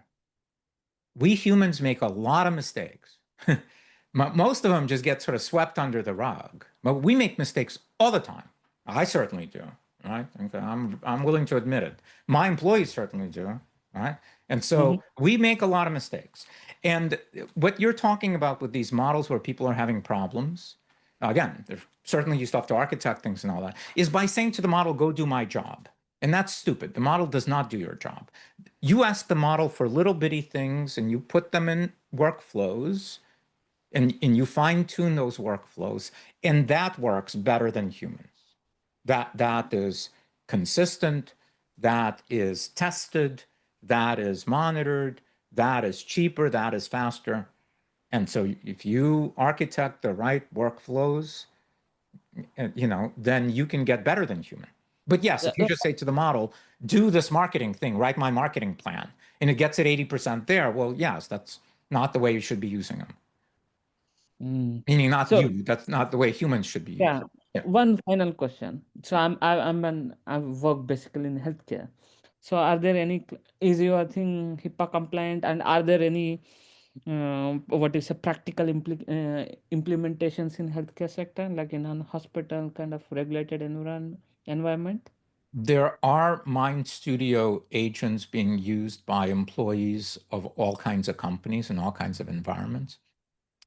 We are not HIPAA compliant. We're SOC 2 Type 2 compliant and audited, and GDPR. We might eventually end up getting HIPAA compliance. I'm sure we will, but at this time we kind of don't have it. Not necessarily that we're not, but we haven't sort of gone through the process of getting certified for that. I see Wade raised his hand, and I know Wade deals in a little bit in that, so maybe you want to chime in. Is that what you're doing? Yeah, I actually, to that question about the MIT study, I actually wrote a blog on that a couple days ago. The whole point of the agents is just like you said earlier, we're cutting this LLM usage into smaller chunks that's much more reliable. And where you get all of this bad LLM response is when you're overloading the LLM with way too much instruction, and the LLM just kind of says, it's like in a phone call, if my wife tells me I need to get these 10 things at the grocery store, you think I'm going to remember those? I'll remember 5 and forget 5. So the LLMs are the same way. You just can't keep throwing stuff at them. It's just the agents are beautiful at just doing very discrete things. Take those results and you build on them to build a final result. And that's how you can build a 52-page report, because it went out and did 30 or 40 queries and results that brought them back and surgically got that information. This is the cure to that. And what they were talking about, which I see all the time, it's AI slop or work slop, is because you're overloading the prompts. Spot on. Yeah, well said. By the way, Wade is a MindStudio certified developer. He went through our 30-day boot camp that we just had, and so we graduated, I think, just over 300 people now from that cohort. All right. So we kind of made it, yeah? Still have a few minutes, but valuable. I see only a few of you still on video, so maybe you can give me the thumbs up, thumbs down, whatever. You can get much more of this, again, on our website in the Learn section, or that just like points you to our YouTube channel. There's a lot of videos there. If you just search for MindStudio on like LinkedIn, you'll see lots of people sharing tutorials and sharing, their best practices and things like that. We have a Slack community that people join and like, get help there. So it's like a bunch of ways to engage with us. And again, if you guys want kind of more hands-on time in these sessions, we do corporate training. So if you've got a team and you want us to train your team, it's got to be at least 20 people, but we can do custom trainings for teams. And then, and again, we do these boot camps all the time. The 2-day boot camp is a new packaging, but it's great. People love it. And so we kind of cram the 30-day boot camp into 2 days. You're drinking from the fire hose, but you also got a lot less time. You kind of leveled up. And then I think we might find that those people in less time than 30 days kind of get all the 30-day stuff. So feel free and join those. Oh, one more thing. So because you showed up here, I am, after this, actually my agent is going to pick 2 people and give you free ticket to a boot camp. By the way, it costs $2,500. And so 2 people, made the odds be forever in your favor here. I'll be doing more of these too. If you want to parachute into those, you can do that too. But yeah, thanks for spending, this time with me. Any questions still that burning questions? I'll take 2 more if you got 2 more if you want them. Oh, look at that, fast. Okay, I'll take 3 more, whatever's here. Vinay. Can you explain certifications? What are Yeah. certification tasks? Brief and explain them. And like, are there any job openings or companies hiring with those certifications? Yeah, so in our boot camps, we do intense training. Again, 2-day, 5-day that we're about to do as well, and 30-day training. And then there's an exam and capstone project needs to be completed. And we offer these different levels of certification. The 2-day boot camp has a level 1 certification. The 30-day boot camp has a level 3 certification. And we have a directory of certified, developers. By the way, here's a thing. Let me share with you. This is a new page that we just created yesterday, I think. That is, here you go. I'll just chat it to you guys here. You can open this up. And these are, we asked the graduates of the boot camps to like give us some. They actually were already posting this on LinkedIn mostly, but some of them we nudged and said, "Hey, will you give us a quote?" And so there's like a lot of people here. And for those, I guess all of these are posting. So you can see they're like full post if you like click on see full post. And you can see these people from different companies, what they thought of the boot camp, what they learned, and like things like that. And the other answer to your question is yes. The primary reason we're doing these actually is not is like our business to make money off these things. The primary reason we're doing is because there's great demand by our customers to be able to get people to help them build. Because even though anyone can learn to do it, they're busy running their business. And so what they really love is to be able to either hire somebody, full time, or as a consultant or as an agency to be able to help them do that. And so you can go, you can learn to you can master this. You can prove your mastery by completing all of those agents and doing the capstone project and passing the exam. And then it makes it easy for us to say, hey, you can talk to Vinay or somebody else. And we've put our stamp on it. Yeah. And yes, and there's a lot of inbound of that. And that's only growing. Again, every company in every industry of any type, other than like whatever, maybe a pizzeria, but like any knowledge org, needs to get more autonomous, to get more effective, to get smarter, to get faster. There's no way you're going to be able to compete if you're still doing things the old way.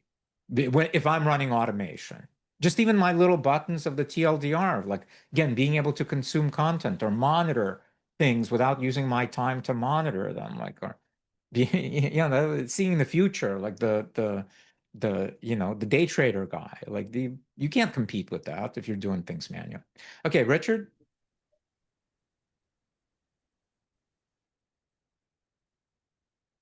You're muted, Richard. I got Vinay, right? Hi, Dimitri. Oh, Sorry, good. I didn't ask my Of course. question, but yeah, thank you for organizing this. Uh-huh. Yeah, I have two questions. Like one of the questions I have is like, do we have any videos where we can, like see on how to build AI-powered mobile applications using MindStudio? That's one, and the other one is like a follow-up question from the previous thing, as you were mentioning from bootcamp. Is there any way that we can view those videos, what they have created, like the agents, just to get an idea of how we can utilize this platform and see, Yeah, go to our YouTube channel and just look at all the videos there. We actually publish a bunch of videos from the boot camp. So in the boot camp, we do a bunch of these master classes, lectures, and we actually publish them to YouTube. So you can get a bunch of that content, again, free of charge, directly on our YouTube channel. Yeah, Okay. a lot more learning. If you guys, again, get interested in this, spend the next 2 days, you still won't get through all of the videos that are there. Okay, cool. Okay. Thank you. Yep. Richard? Yeah, so if you publish an app, how do you handle access to it? Like if you publish something and you want a select group of people to have access to it, do they all have to have an account? Do they have to have a subscription thing, or can they just have the the plugin or the Chrome extension, I mean? There's a number of ways. So when you build your agent, you get to specify who has access to it. It could just be to you.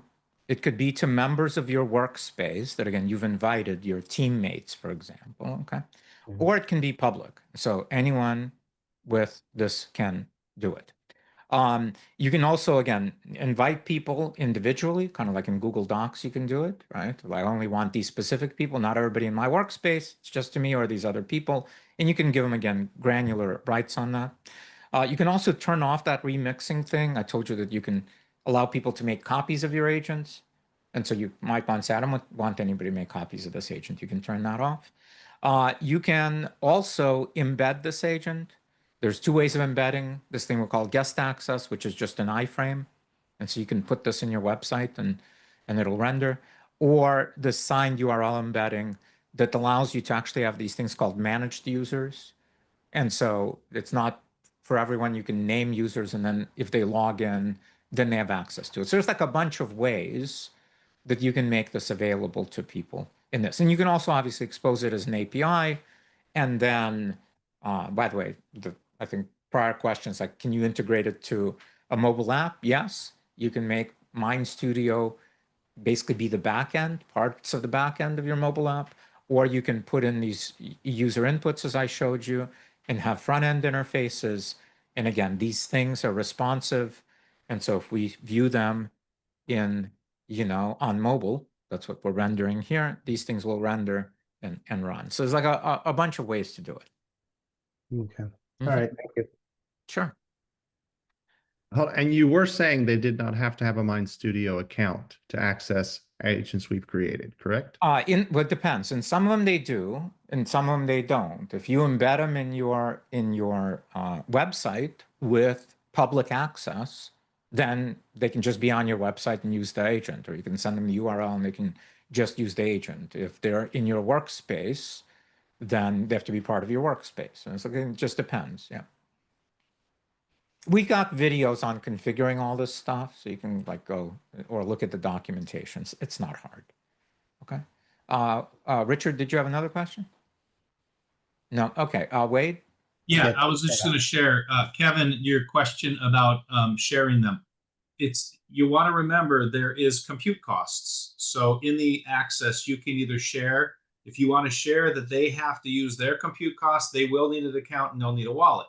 But if you want to pay for their compute costs, like it's embedded in a website, be prepared, and you can set throttles on each user can have a certain budget and all that stuff. So you can get pretty granular on the usage, but it's all about the wallet. So just remember that this stuff all costs compute costs. And Dimitri didn't share a lot about that, but what's great about MindStudio is they don't mark up the compute. So a lot of people would think, oh, they're making money on their compute. No, it's a pass through. So very, very generous in their API calls to these LLMs as far as that. But that's the compute cost is what you want to remember. Thanks, Wade. Yeah, thank you. Praful? Thank you. First of all, found it fantastic. Second thing is, are you open as so I work with an investment bank and we have a similar platform where we create agents and at the back end we select various types of LLM models based on the need, based on the departments, because some departments work more on the text-based, document-based processes. Some of them would need to generate videos. Some of them are different, various needs of the various enterprise level. It's a systematic diagram that I'm talking about. So the question that I have is, are you open as a MindStudio team to be able to provide your services to an enterprise level organization to help them set up something like you, but of their own, which is not called MindStudio, but something else, but a similar platform at an enterprise level for their own organization, or do you want them to be onboarded to MindStudio in specific? So it's more of a platform or a skill. Yeah. So we, I think I mentioned earlier. So by default, if you use MindStudio, you're using our SaaS offering, which runs in the cloud, right? And again, primarily the Amazon cloud. We allow larger organizations, cost money because we've got to do some professional services and other, but we allow larger organizations to choose to run all of their own version of MindStudio inside their organization. And so we help them implement their own version of MindStudio, meaning it's still MindStudio. Typically, they don't even change the name, although if they wanted to, they could. But it's just MindStudio, and they're completely responsible for running all of MindStudio, getting their own API keys for all their model providers they want to use and all of that. But as an adoption head start, you would help them. Oh yeah, no, to get that's started the only way. with That's the only way to do that. Yeah, that's the only way to do we actually do that implementation. Okay. Yeah. Question number 2, and that's the last one that I have is, now that we are speaking, and I've been following you for past few weeks and months, and now that I've attended this, so as I understand that we are in the process or having an implementation or learning these AI agents, which are more of a generic thing, working on a specific document, working on a specific image, and which could be pretty much any document, or it can be pretty much, let's say, text content or video content or pictorial content of that sort. Now, things go specific when it comes to specific industries. We have spoken about pharma, which needs to have a a pharma language as an input as well as output, and we have then law, and then we have financial institutions, securities, banking that talks about more of a regulatory, insurance, that kind of language. Are you can we see in coming days, again, OpenAI today, they came up with prompts for specific departments. They have come up with managers for prompts, so they came up with prompts for various departments. I believe it's just been few hours. I haven't gone through all of them, but they have a bunch of them released. So what the question based on that is, are we going to look for, or can expect from MindStudio to have a session of similar like that based on, say, role specific? Let's build AI agents today for bankers. Let's build AI agents today for retail bankers, or say securities, or just for traders, or just for the Instagram video creators of that thing. Yeah, just saying. we So do that yes. we do that in our boot camps, and so Okay. we for example, the next boot camp we have coming up next Thursday and Friday is a go-to-market boot camp, and so it's the same information. We're still building agents and all that, but the theme is go-to-market, and so the kinds of agents we're going to be building are things that would be used by sales and marketing teams. We do I just did one for product management, and so yes, there are some role specific things where we teach. We, from a platform standpoint, at least in the near future, expect to be specializing in any job function. We are much more one layer down of fundamental. We don't care what the prompts are that you're passing to the models. We just facilitate the passing of prompts and orchestrating of services and things like that. My personal opinion, take it with a trillion pounds of salt, is that any prompt template is not what you want to get anything done that you would actually want to get done. It's good for demo, but you're going to want to really, this is why you want to break things up into small pieces, really articulate what you want, then later you might want to change it. So to really fine tune this thing requires some experimentation by you, and you should be creating these workflows. I didn't show you because it's too early to show you anyway, but again, we have interfaces in MindStudio, one's called the MindStudio Architect, where you can literally just tell it what you're trying to build, it's vibe coding. And it says, great, let me work with you to build that. And it writes, custom JavaScript or Python functions sometimes, and it uses various tools, and it creates really sophisticated workflows and pre-configures them and does all that stuff. So again, we've barely scratched the surface here today on this. Of course. But all of this stuff is really straightforward to do. That's my message to you, is you can very quickly learn to do magical things. No, I'm talking about it to everyone. That my kind of message here is you all have the capability right now. This isn't like coding. Coding was hard. Most of you may have tried it and said, oh my God, they promised me I'd be able to learn to code, and that shit was a shit show. This is not that. This is nothing like that. So don't let those old experiences block you. This is dumb easy. This is simply an investment of some of your mental energy to learn these basic skills. And after that, the outcomes are profoundly valuable because you now have superpowers that other people don't. You're ultimately more competitive than anybody else. And again, and then there's a bunch of things to figure out. Can it do this? Can it do that? How do you do this? How do you do that? Don't get stuck in that. Just go and watch tutorials, come to a boot camp, whatever your jam is, and just keep going. Invest some time in this.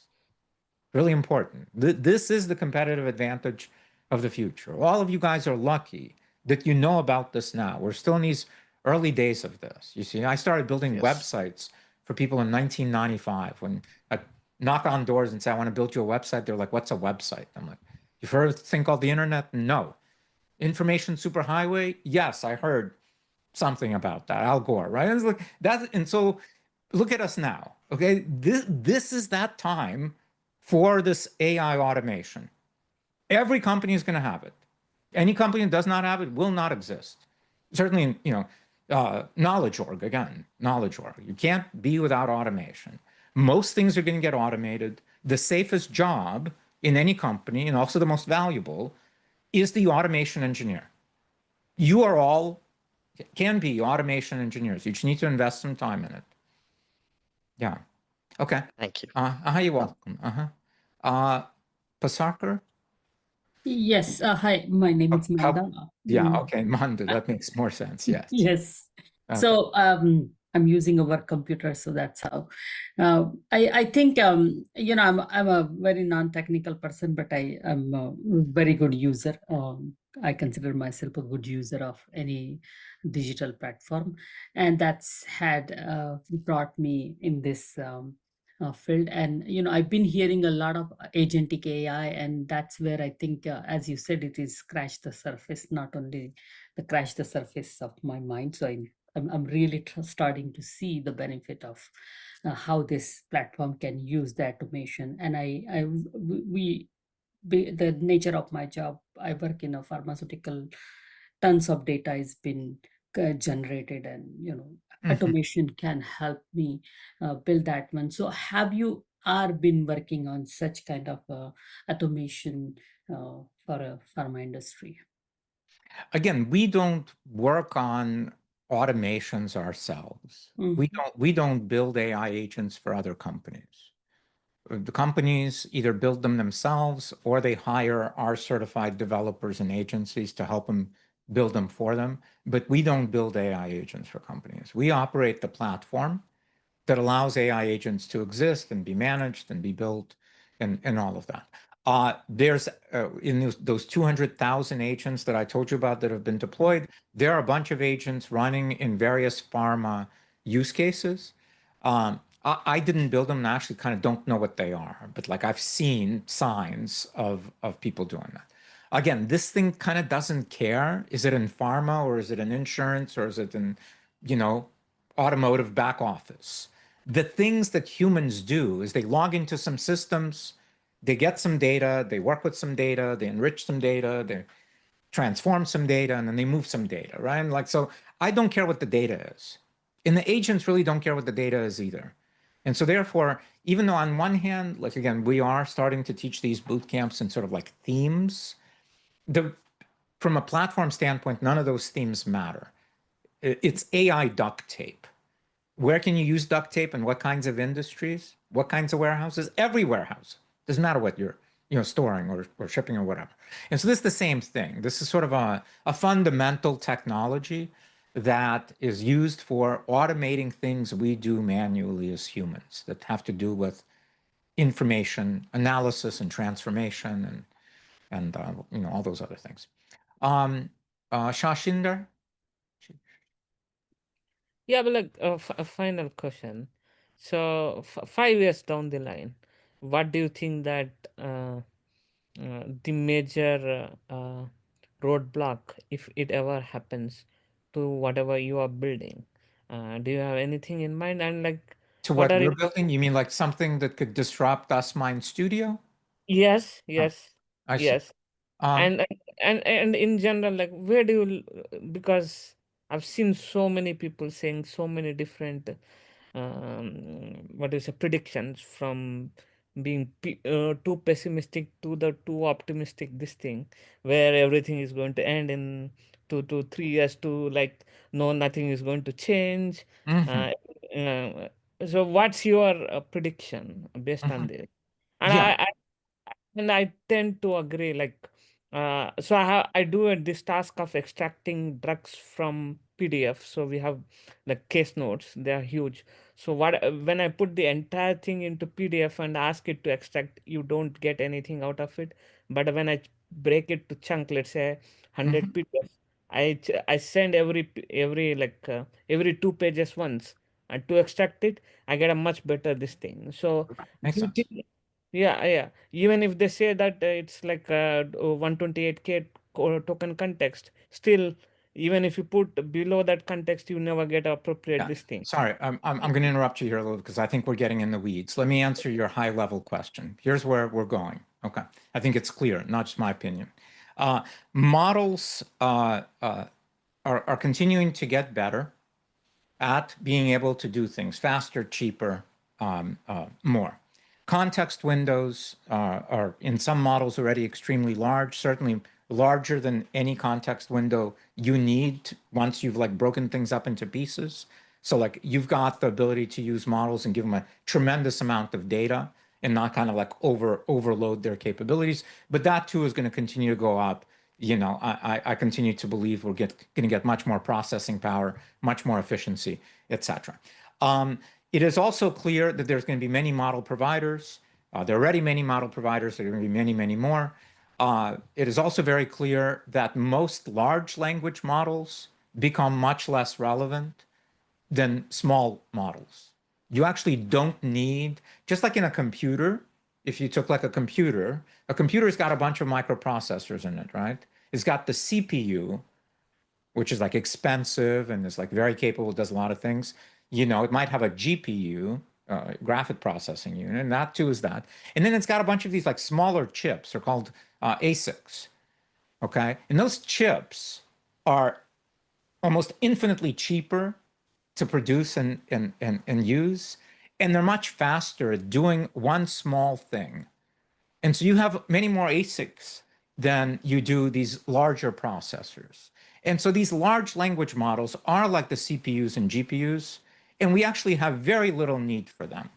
We actually have a lot of need for, you know, on edge, right? So like models can now run on mobile devices or IoT devices or our computers or, you know, again, in like cheap cloud.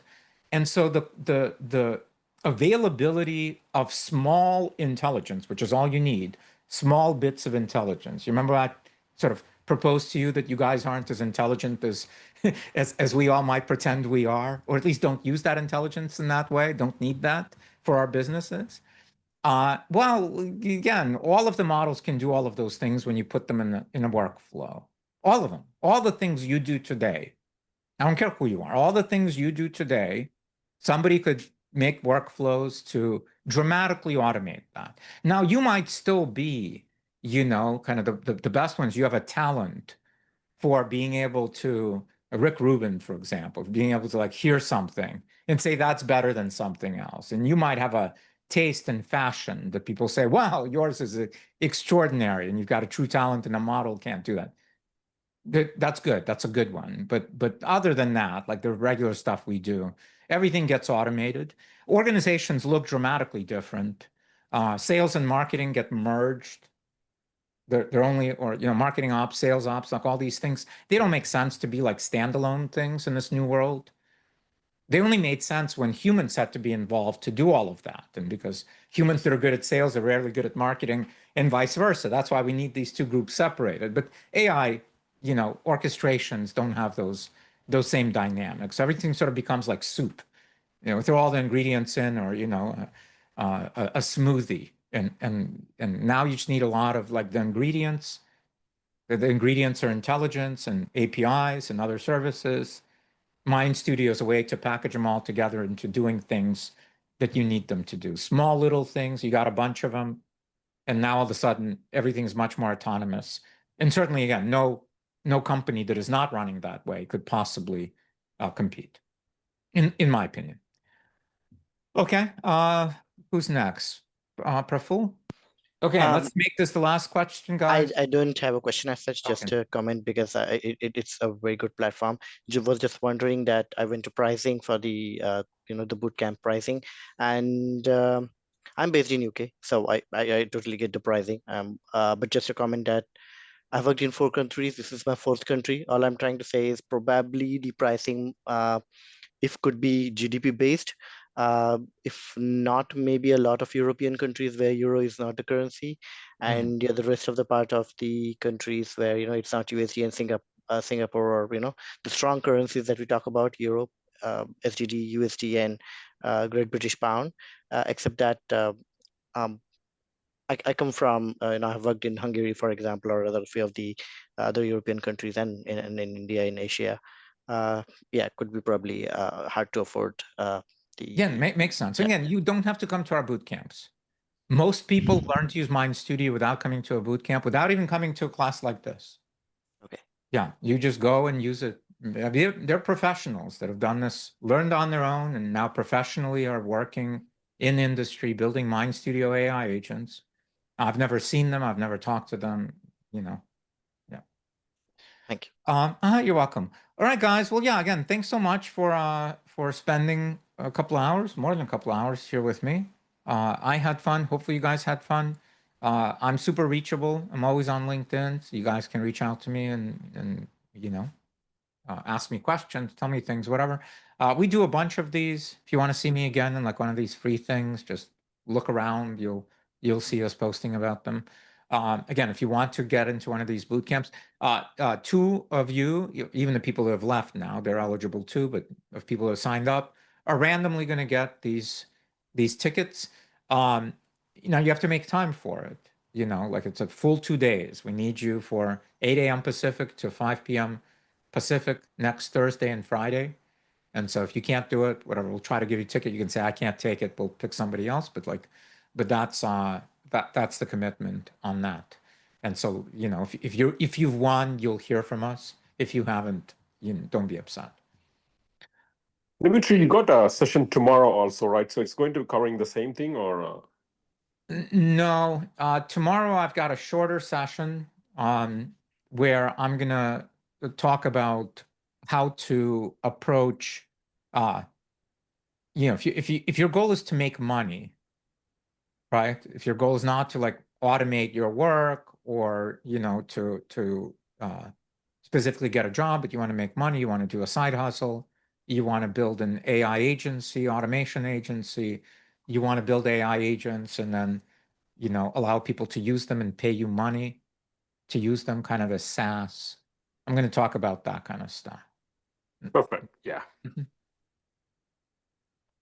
All right, guys. Well, again, thanks so much. Good to see you. And hopefully we'll see you around. All right. Take care. Thank you.